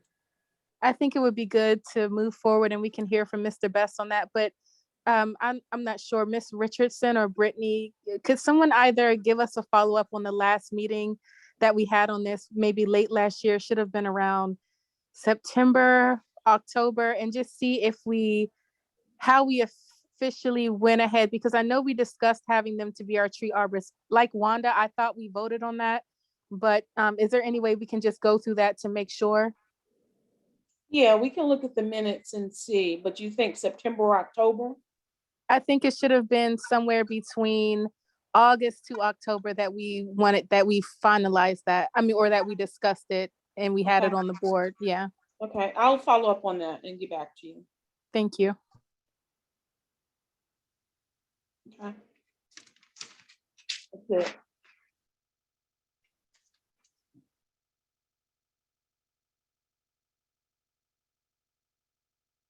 I have one more thing. It's very brief. I am reviewing the job description. Oh, I'm sorry. Go ahead, Wanda. I'm just talking. No, you're fine. You're still doing your report, right? No. We got to get some stuff done. Mr. Best, we got to hear from Mr. Best. We can't keep kicking this can down the road. Mr. Best. Okay, yeah. We had said that we were going to go ahead and get the work done, but if you want to hear from Mr. Best, go ahead. Okay. It sounds like the issue is, do you handle a tree problem piecemeal, and then you run into roadblocks with having a limited authority for the town manager to expand. Let's say you had a couple trees come down and it cost $3,000. Well, that would have to be approved by the commission because it goes above the authority of the town manager. Sounds like you want to alleviate that and have a tree company on retainer at a certain amount of money. Could be 5, could be 10, could be $20,000 a year. I don't know.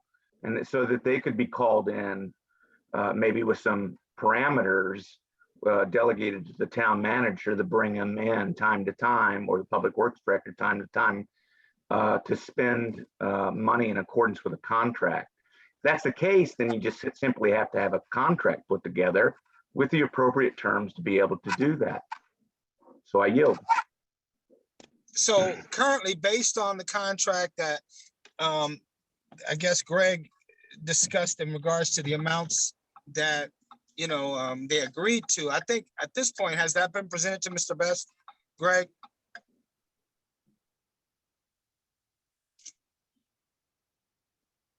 I'm not sure if Ms. Barber sent it directly to him. Okay, all right. So at this point, he's not sure. So let's do this.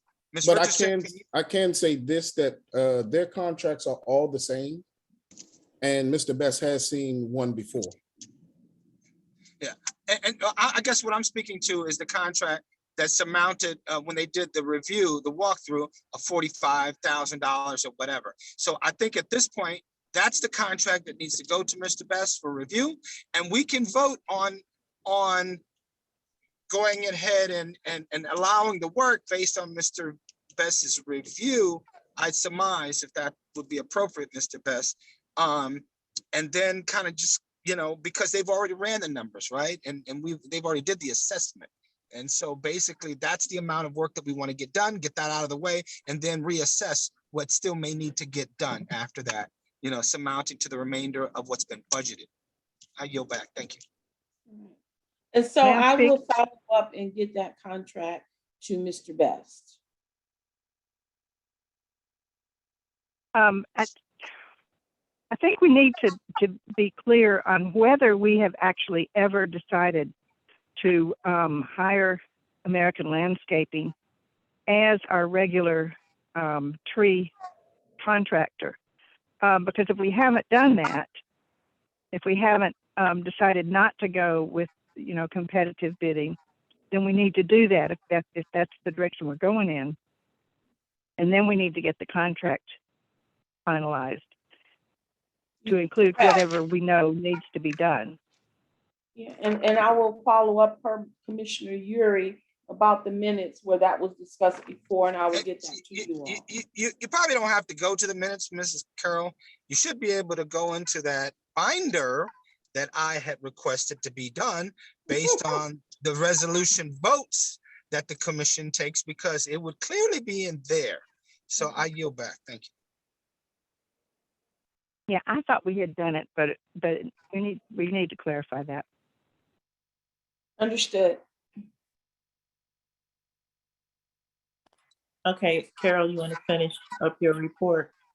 Yeah, where was I? Oh, I asked Brittany to give me all of the job descriptions.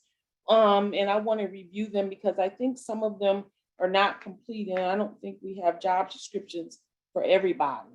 And I think we may need to reevaluate some of the job descriptions as well, just to make sure that everybody's on the same page in terms of what expectations are for employees.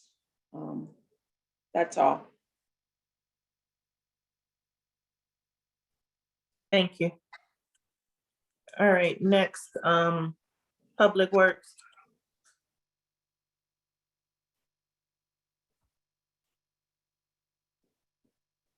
Okay, I have a couple things. The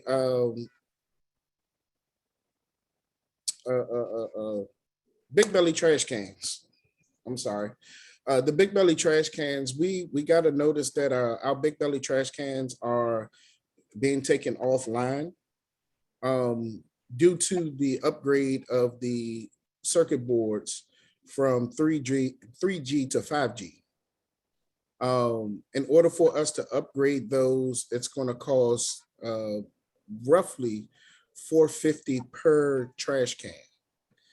We have 5 combos, and that's 10 trash cans that we would have to bring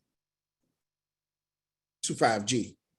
All of them are at this point are not offline. There are 3 that are offline currently right now, and there are, I believe, 4 more that's getting ready to go offline at some point. And then the rest of them will follow right after that.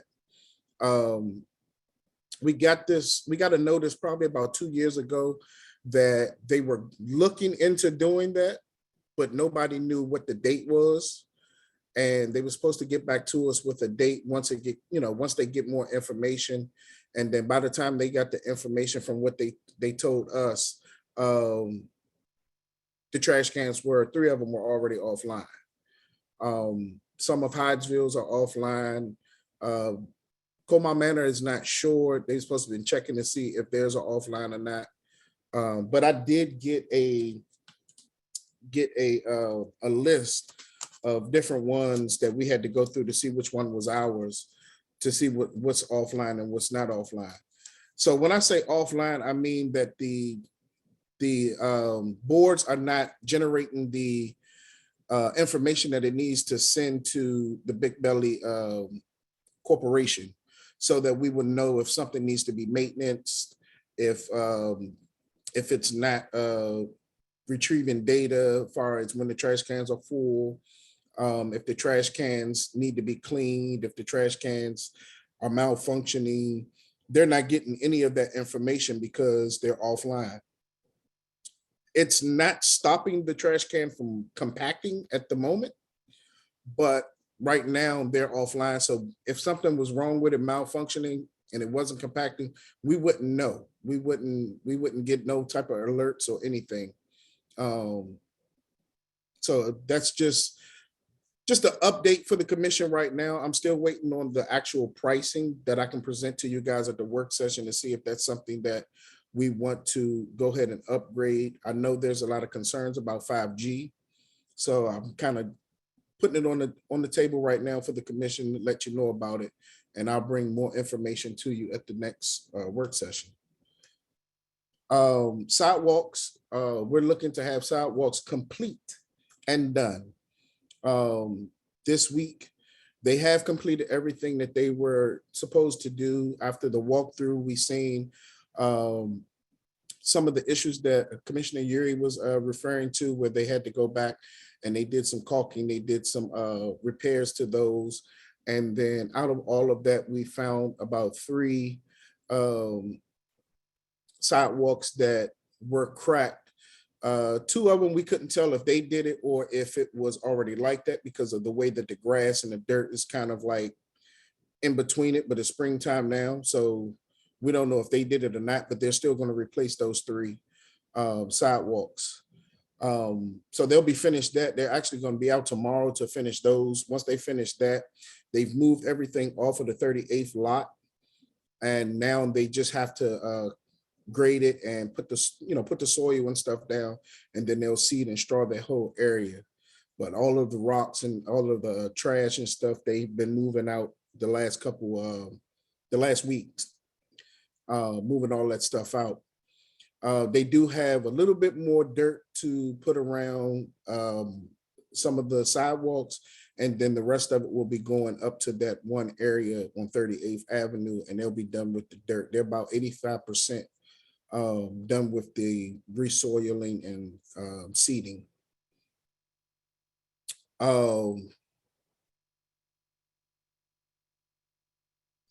Okay. So yeah, that's where we are with that. As soon as they finish that, then we'll be done with them.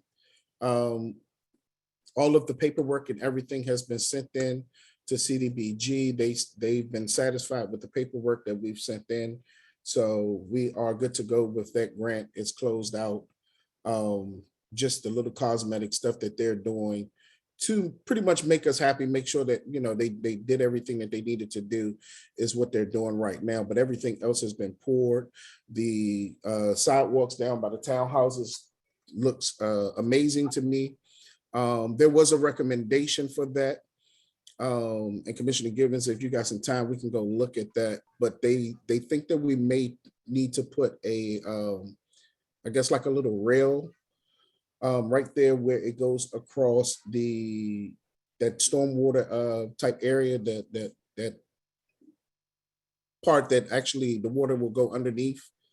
We may need to put a rail right there just in case somebody steps over, they don't hurt themselves. It'll be more of a safety issue for us to just put some type of railing right there. So we can look at that and try to figure out what'll be the nicest thing to put right there to make it look, continue to look good since it already looks good. Myself and Commissioner Wheatley had talked about possibly putting some more crepe myrtles right there, some kind of trees that don't grow massive, that'll tear up the concrete. But it'll bring a little bit more beauty right there on that strip. So we're going to try to work on some of those things. But outside of that, I'm pleased with the sidewalks. I hope everybody else is pleased with them as well. Any questions, comments? I have a question. I haven't been down there in a couple of days, but I was there a couple of days ago at the corner of 37th and Cottage Terrace and then around on 37th. And those weren't done a couple of days ago. Are they done now? Yes, they've poured that apron. They took it out and they graded it so that that water won't stop at the apron, but it should continue to flow. And they did the other ones where the asphalt and stuff was at. They repaired all those. They've been done. Okay, thank you. And the only other thing I'd say is in terms of trees, the crepe myrtles stay bare a lot longer in the spring than ones like cherries or red buds. Just personally, I would suggest, going with red buds maybe, or maybe cherries, but the crepe myrtles are still pretty bare at this point. I have to disagree. My crepe myrtle, when it does bloom, it stays bloom for a pretty long time during the season. What we currently have on the opposite side of Hamlet Park are crepe myrtles. So I was suggesting crepe myrtles to match what's currently there, but we don't have to go with the crepe myrtles. But I just want to make sure that it's something that coordinates or kind of looks similar to the other trees that are already on the other side, just to give it some uniformity. Also, it's 9 o'clock and it's getting kind of late. Greg, did you have anything else to go over? I do, but I don't see it on this particular agenda, but Brittany had added the sidewalks. I mean, not sidewalks, but the speed humps on the agenda so that the commission can give me authority to go ahead and move forward with the selection of the speed humps. I think we already gave you the authority to do the one on Parkwood over here in Ward 1. Right, but you never approved the dollar amount. Everybody was in agreement with getting them done. So now that it's the season to actually do them, we have a dollar amount. So have you got a proposal with dollar amount? Right. There's 3 proposals with dollar amounts on there. I'm not sure if she see them. I don't think we've gotten them. But yeah, I'd say whatever we need to do to get moving on those, I'm in favor of.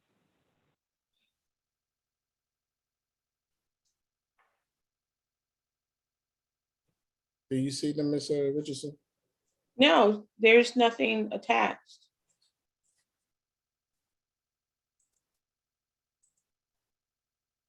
So at this point, we need to move on. Okay. Yeah. You can move on. Yeah. And I can pull it up but you can go ahead and go to the next thing. That's all I had other than the speed humps. Okay, before we go to the police department, I do want to mention 2 things. Carol, you had sent us something about the treasurer's request in regards to his contract. Did you want to talk about that tonight, or do you want to table that for next month? I want to table that for next month because I want to have some conversation with him. Okay.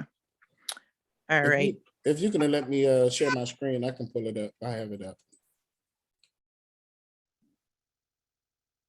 What is this for, the speed humps? Yes.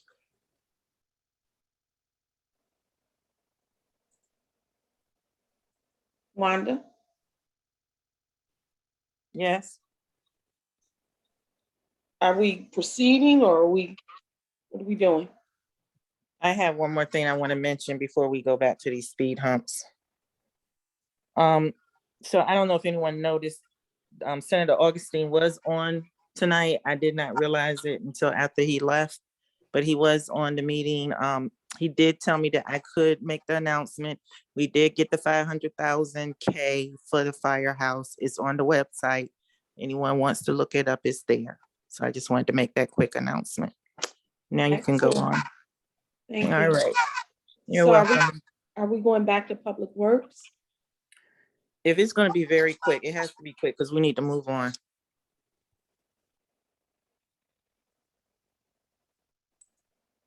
All right, you can share, Greg.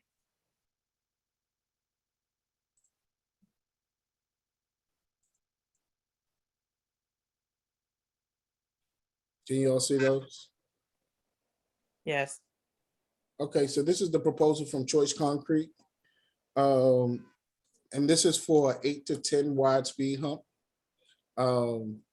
Commissioner Wheatley, you was the one who made the suggestion that we shouldn't do the 6. That's the ones that we have now because they're too small. So I got a quote for 6, 8, and 10. They only suggested 8 and 10 and they'll do it for $5,650. Pavement Corporation will do it for the 6 for $5,615. That's with the 6 feet speed humps plus the $650 painting. And then if we wanted to do 8 or 10, as you can see, is $5,300 plus the painting of $650 or $5,700 for 10 foot with a $650 that you'll add to that. And then the third one was a contractor that we're using now for our sidewalks, which we've kind of ruled them out because their prices are too high per speed hump. My suggestion to the commission, because I know that they do speed humps, they've done our speed humps, we're satisfied with the speed humps, it's just that they're not wide enough, is Pavement Corporation. It's just a matter of the commission deciding if you want to do 8 or 10 feet speed humps. 10 is the really big one that's like a hump where you just kind of roll over it. Right, it's just like the one we have, but it's wider. I'd rather do the wider one.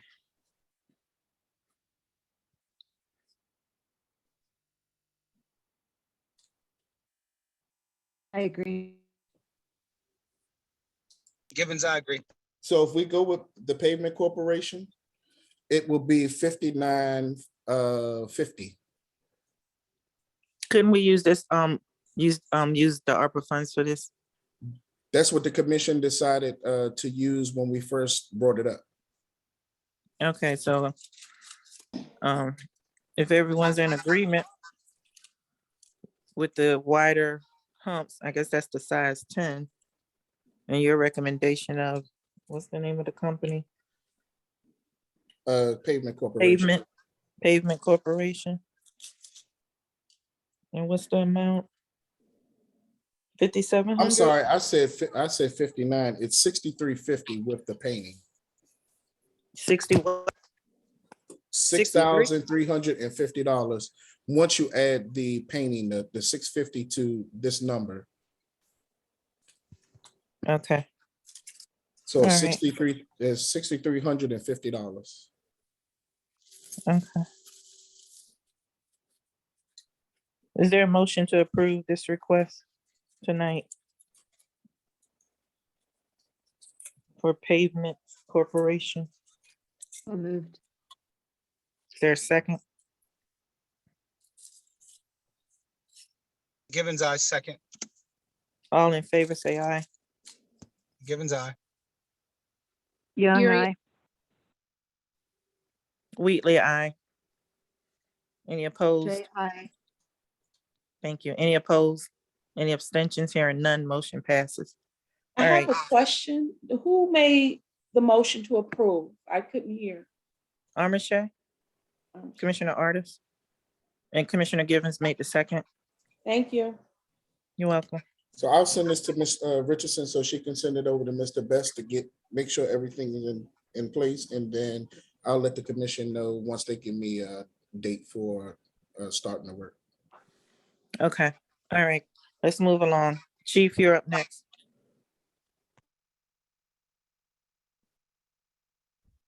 All right, we go to the cameras. We spoke with Ricardo last week. They did a presentation. They came out to the seat where they did a walkthrough. Hey, stop sharing. Excuse me? I'm sorry. Okay.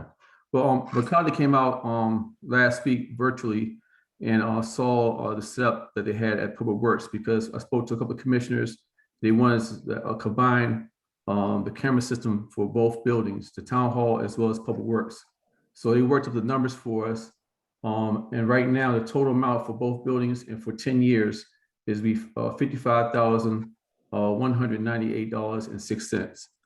That's the total cost for installation as well as all the yearly user fees for the cloud service. So right now, it's sole source. That's why we got rid of the competitive bidding, as well as our neighboring partners are getting the camera systems, which we actually share video very quickly. And so right now, it's up to y'all to vote on this. We are using the ARPA funds to pay for it. Our camera system right now is failing and we needed to replace it. So if you want to share my screen, I have the breakdown on my screen right now. If you allow me to share my screen.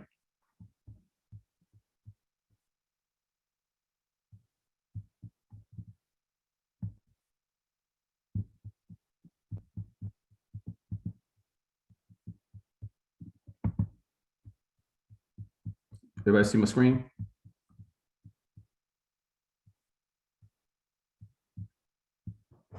Yeah, see my screen? Hello? Hello?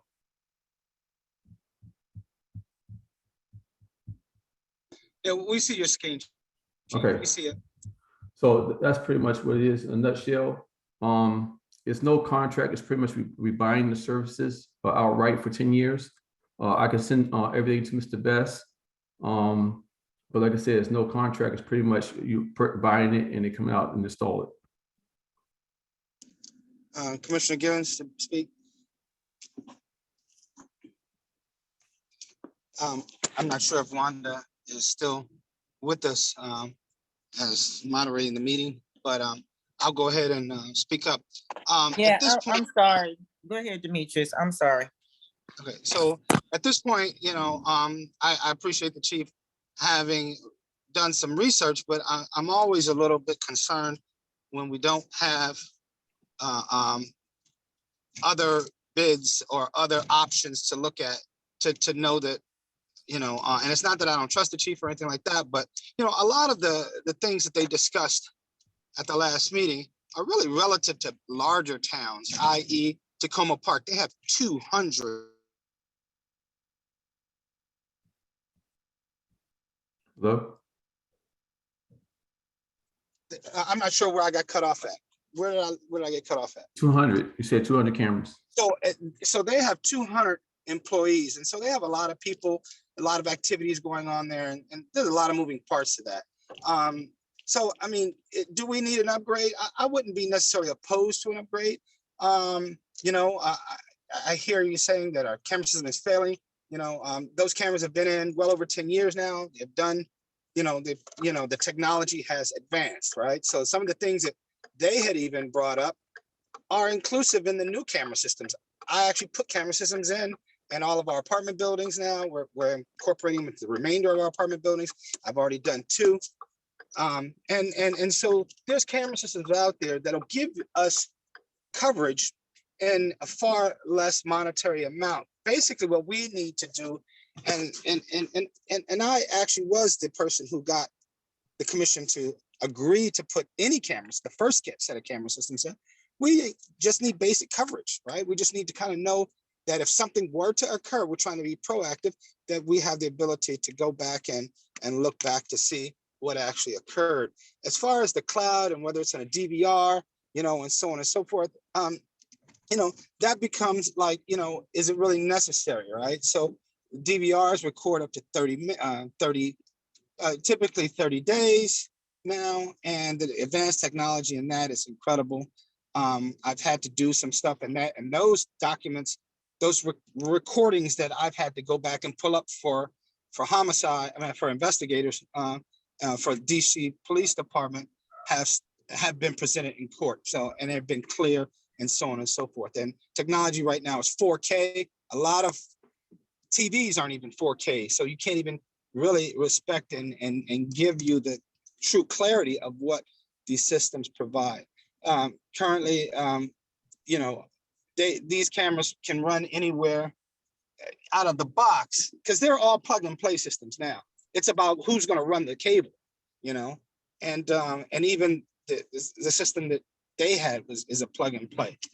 And so even if the camera system I saw online that was presented to me, it's like 2,500 for a 16 camera system, and which is 6 more than what we currently have. And so even if we did that ourselves, it would only be 2,500. But if we hired someone else to just put it in, you're talking about probably another 2,000 at most. And I'm only speaking right now to the town hall. And the reason why I separated, I'll explain in a minute.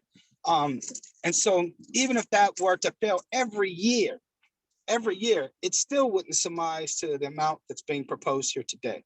And so, and they don't, these DVRs are, they last. I've had my camera system for probably 8 years now, and I'm ready to upgrade mine as well, because I still have a 1080p analog system. But nevertheless, and I would surmise that we don't need to integrate into Public Works, because Public Works needs to be able to have a separate system on a separate platform, on their own platform, because if something were to happen, as administrators, Greg being the administrator, he knows who's supposed to be back there. The chief doesn't necessarily know if I'm going back there, or if Mike's back there, or Greg told someone else to go back there and do X, Y, Z. And it just begins another person involved in the process. The chief's got to call Greg, and Greg's got to get back, and he may not answer. And it just kind of complicates things when it's more important for Greg to know to know what's going on in his shop and be on a platform, because everybody don't need, and if he has a problem, he can present his documentation, his what's the name, to the council or to the police department for action, and so on and so forth. And those camera systems, that camera system alone can range anywhere from from 300 to as much as 800 for an 8 camera system, based on his needs. And that's a system that we don't have a lot of problems hanging it, because it's all like open, what's the name? So you don't have like a lot of walls that you have to go into and this and that, attics and stuff like that. Everything's open.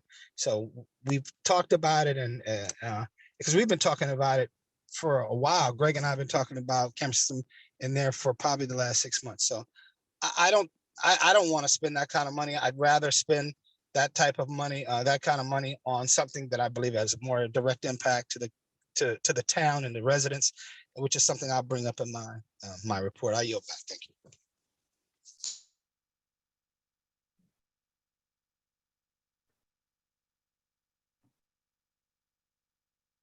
Any other comments or discussion?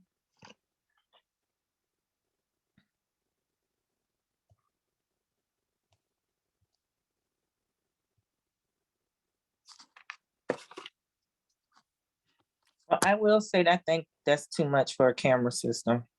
I don't see the value in spending that kind of money for a camera system. I just think it's too much.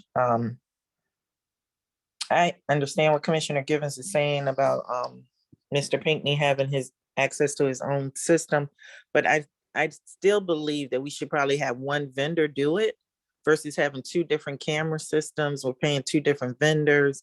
No, I agree. I agree. I mean, whatever system we go with, I think, Chief should be an administrator so he can go in and see for his department, and Greg can be an administrator so he can go and see for his building.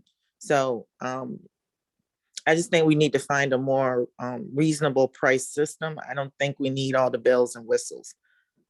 Just my opinion. I think that's a lot of money.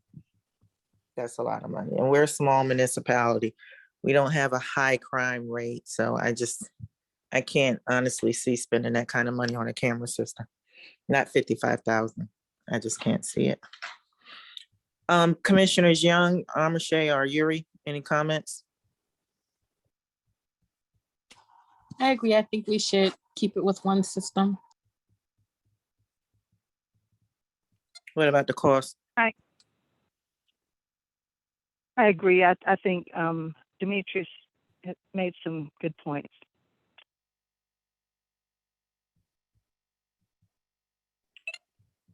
Okay, I got the consensus and I'll let them know that we're not moving forward with this. I will go ahead and see if we can find some more options. We'll get with Commissioner Givens and see if he has some suggestions. We can move on. Okay, do you have something else tonight for us? I'm not sure. I don't see the agenda. Let me stop sharing my screen. Hold on a minute.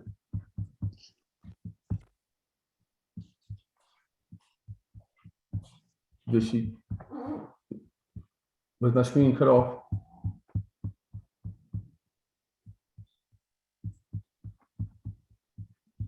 The only thing I see is your March monthly report, the MMA with Town of Brentwood. Okay, and yes, yes, that's the only thing I have to. Yes, we did receive back the well, Mr. Best read the MMA a couple months ago. We sent it back to Brentwood with the changes.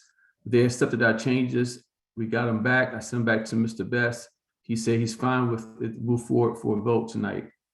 So I'm just seeing if possible, we can go ahead and vote on this MAA to move forward with a partnership agreement with the Town of Brentwood.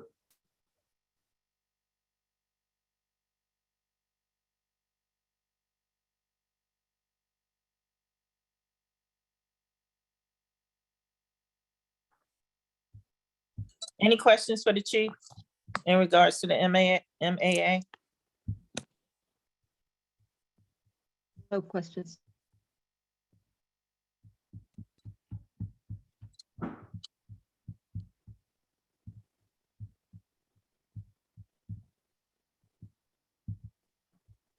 All right, I guess no one else has any questions since I'm not hearing anything. And Mr. Best has looked it over. And he's good with their, do we know exactly what they changed? Or did they change anything? Mr. Best asked for a couple of changes to make it more, I guess, suitable for our needs, and they agreed to those changes. Okay. And those changes were shared with the commission? Yeah, I believe so. A few months ago. It took a long time to get response back from Brentwood. We sent it back over to them probably in December, and we just got it back. So they didn't make any changes? No, they agreed to the changes Mr. Best requested. Okay. All right, so we just need to vote on this tonight, right? That's correct. Is there a motion to agree to the, can you bring it back down so I can see the name, please? Mutual aid agreement with Brentwood, Maryland and Cottage City, Maryland Police Department. Is there a motion to approve the MAA?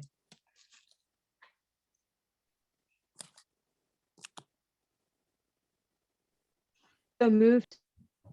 There a second?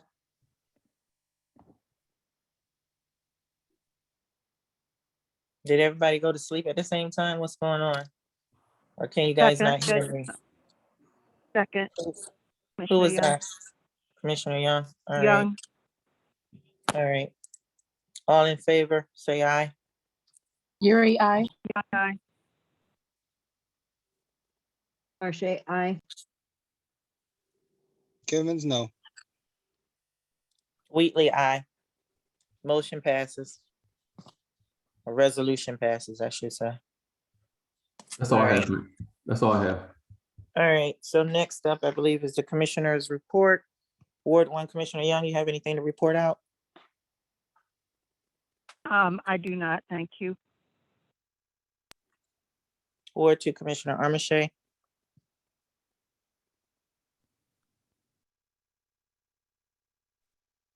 I just want to say thank you to Greg. I reached out to him about some loose wires that were on the pole next to the tot lot and straight strewn across the sidewalk. And they they took care of that. So I just want to say thank you.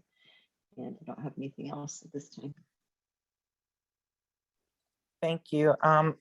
I don't have anything to report out in particular, but I will share that I did attend the pumper dedication over in Brentwood for the new pumper. I took pictures. I did send them to the commissioners. They did have souvenirs. It was a very well attended event. Carol also came. I appreciate her coming and thank you for attending. If you get a chance to take a look at it or go online to see it, it's really neat. It's a different color. It's all black with gray trim. And the black represents the colored volunteer firefighters in North Brentwood who did not get recognized for all their dedication and service. And so I thought that was really nice. And that's it. Ward 4 Commissioner Givens, I believe you wanted to report something out. Yes, so we've been struggling as a commission for years, probably 10 years since Aileen McChesney was here, over this kitchen. And so we have a unique opportunity to kind of get some things done. And I would advocate for a light remodel.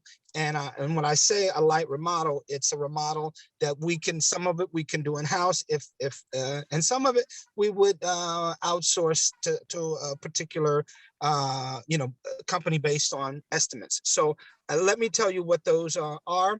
I would start by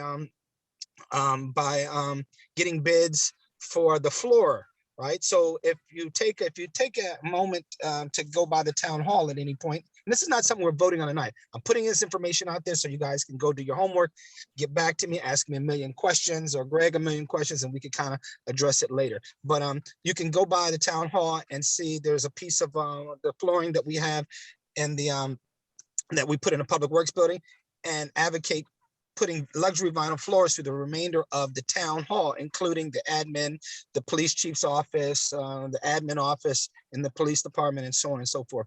That total amount comes up to about 1,850 square feet, based on the cost per square foot for the luxury vinyl is anywhere between $2 and $4. I'd said, come up with a number around $350 for budgetary purposes. We'll try to stay within the budget, of course.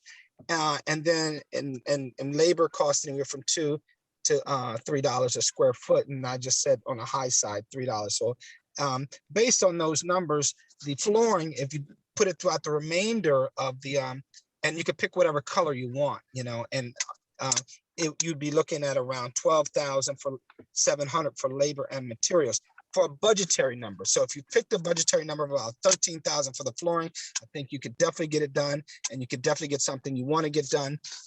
With that said, one of the things that the people have been advocating for is the removal of the kitchen island. It's too big. It's just monstrous and people can't move around. We need to reconfigure some of the way that happens. And you need to do that before you do the floor, right? So, because we want to make sure it's monolithic throughout. I would not advocate putting the current floor that you have there in the town hall. That floor cost the town, if I'm not mistaken, Greg, correct me if I'm wrong, around $10,000. And that's less than what, 500 square feet? And so you're talking about something, I can't imagine what that number would come up to. And it's really not, to be honest with you, it's really not that pretty, to put it through the remainder of the town. But I think whatever we put down, we should just go ahead and run it through the remainder of the town and kind of get away from the carpet and the, microfibers and allergies and so on and so forth. So the avocation would be to remove the center console countertop, and we could paint the cabinets at a cost of around $1,000.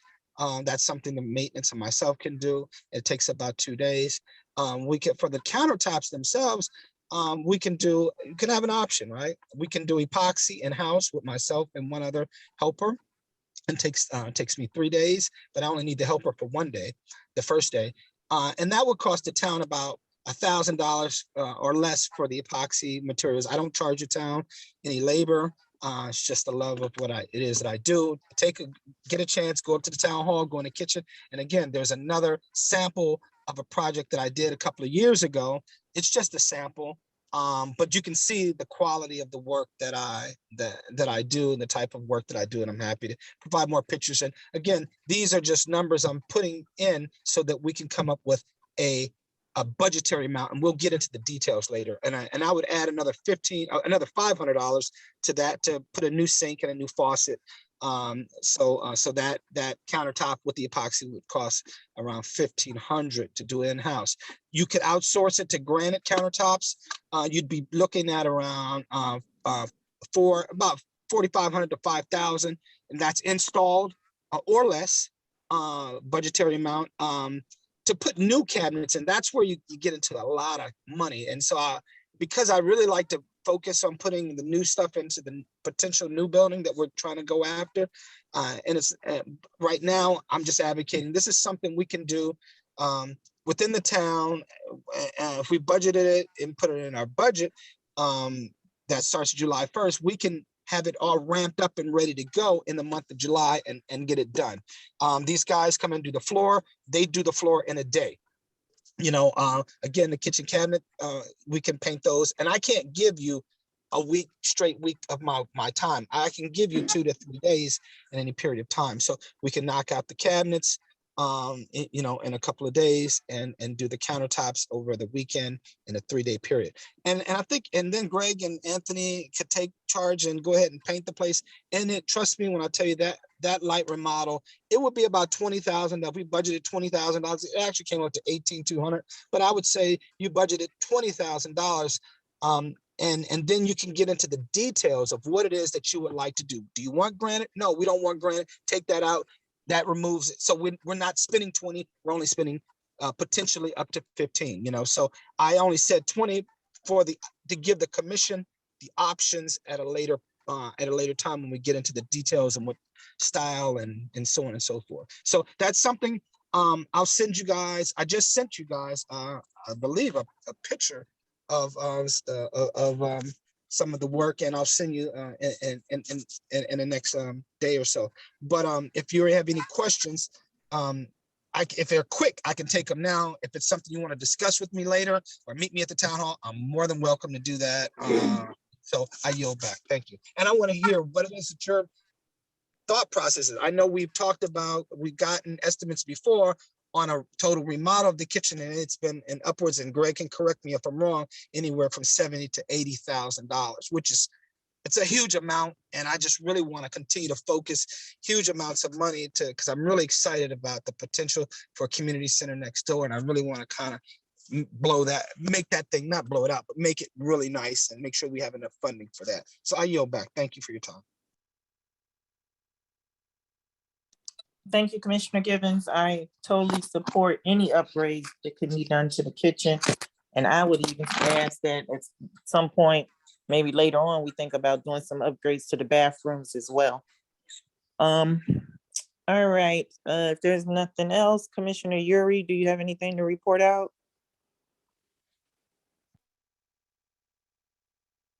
Yeah, the only thing for me is that I'm not sure if anybody, if Ms. Richardson or Greg, if you know, but the trash wasn't taken, at least on maybe 2-3 streets in Cottage City last week, Friday.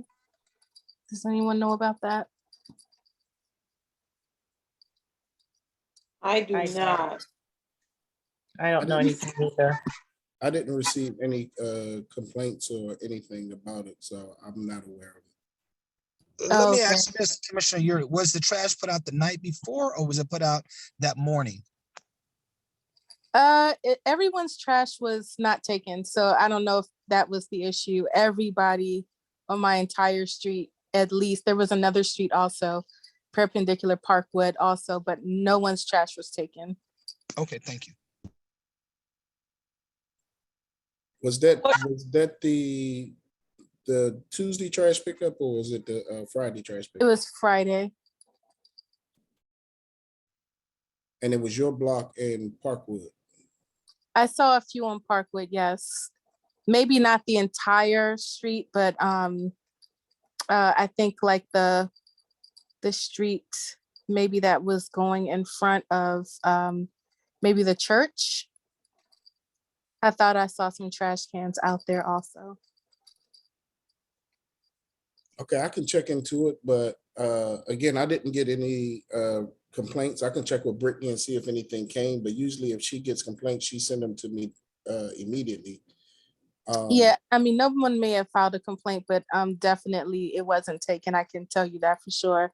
But I know it's probably, maybe they probably forgot a street, but I see the kind of managerial truck following them sometimes to make sure that they, you know, hit every street and they get every trash can. So you could just make sure that, you know, they're coming to all the streets and that they don't forget anything.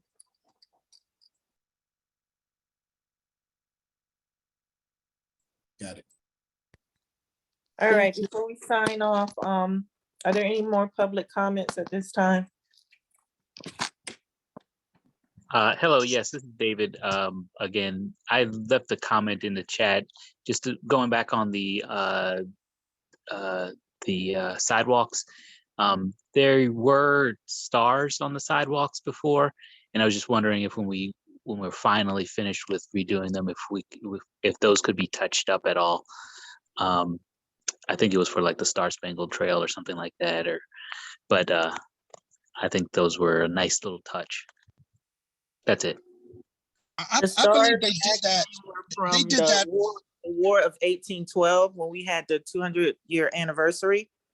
They put the stars on the sidewalk, so those who were doing the tours, they would know to follow the stars.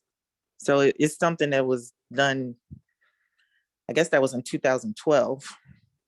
So some of them have faded, some of them you can still see. And I think that was done by Park and Planning. I don't think the town did that. It might have been No, Park. we didn't do it. No, Yeah, I believe it was I think it was part- Anacostia Shed. Anacostia Watershed. Yeah, I believe it was done Yeah. through them. Yeah, yeah. I don't think that program's active anymore, though, if I'm not mistaken. But But Watershed, ACTA is still active. They're still No, active. No, I'm talking not the organization. I'm talking about the trail, the Star Trail. Is that still active? I didn't think it was. I don't know if they still do the tour. I don't think so. Yeah, I don't believe so. But I guess you can find out. But I just do want to point out that if you guys haven't taken the time to go up in Hyattsville, it's going to be amazing. They have cleared the whole 2 blocks, all those things that were there before, they are no longer there. There's a crane been up there all week, and I'm excited to see what goes up. And and these types of things help bring notice to Cottage City and give value to our residents and our community as well, because we have just as much access because of our close proximity. So take time, check it out. I appreciate it. In the meantime, I'll put this stuff together for you guys and send it to you guys for you can review it, and then perhaps we can get it in the budget if you guys agree to place it in the budget for July 1st. Thank you. I yield back. All righty, thank you. If there's no further public comments, we are at the end of our agenda. We do not need to go into a closed session. So if there's nothing else, I will say good night and take a motion to adjourn. Givens, I so moved as read. A second. I'll second. All in favor, say aye. Givens, aye. Aye. Young. Yuri, aye. Wheatley, aye. I guess Armiche may have lost her, but we are now Said aye adjourned. already. I said aye already. Thank you. Oh, thank you. Good night, everyone. Good night. Good night, everybody. Good night.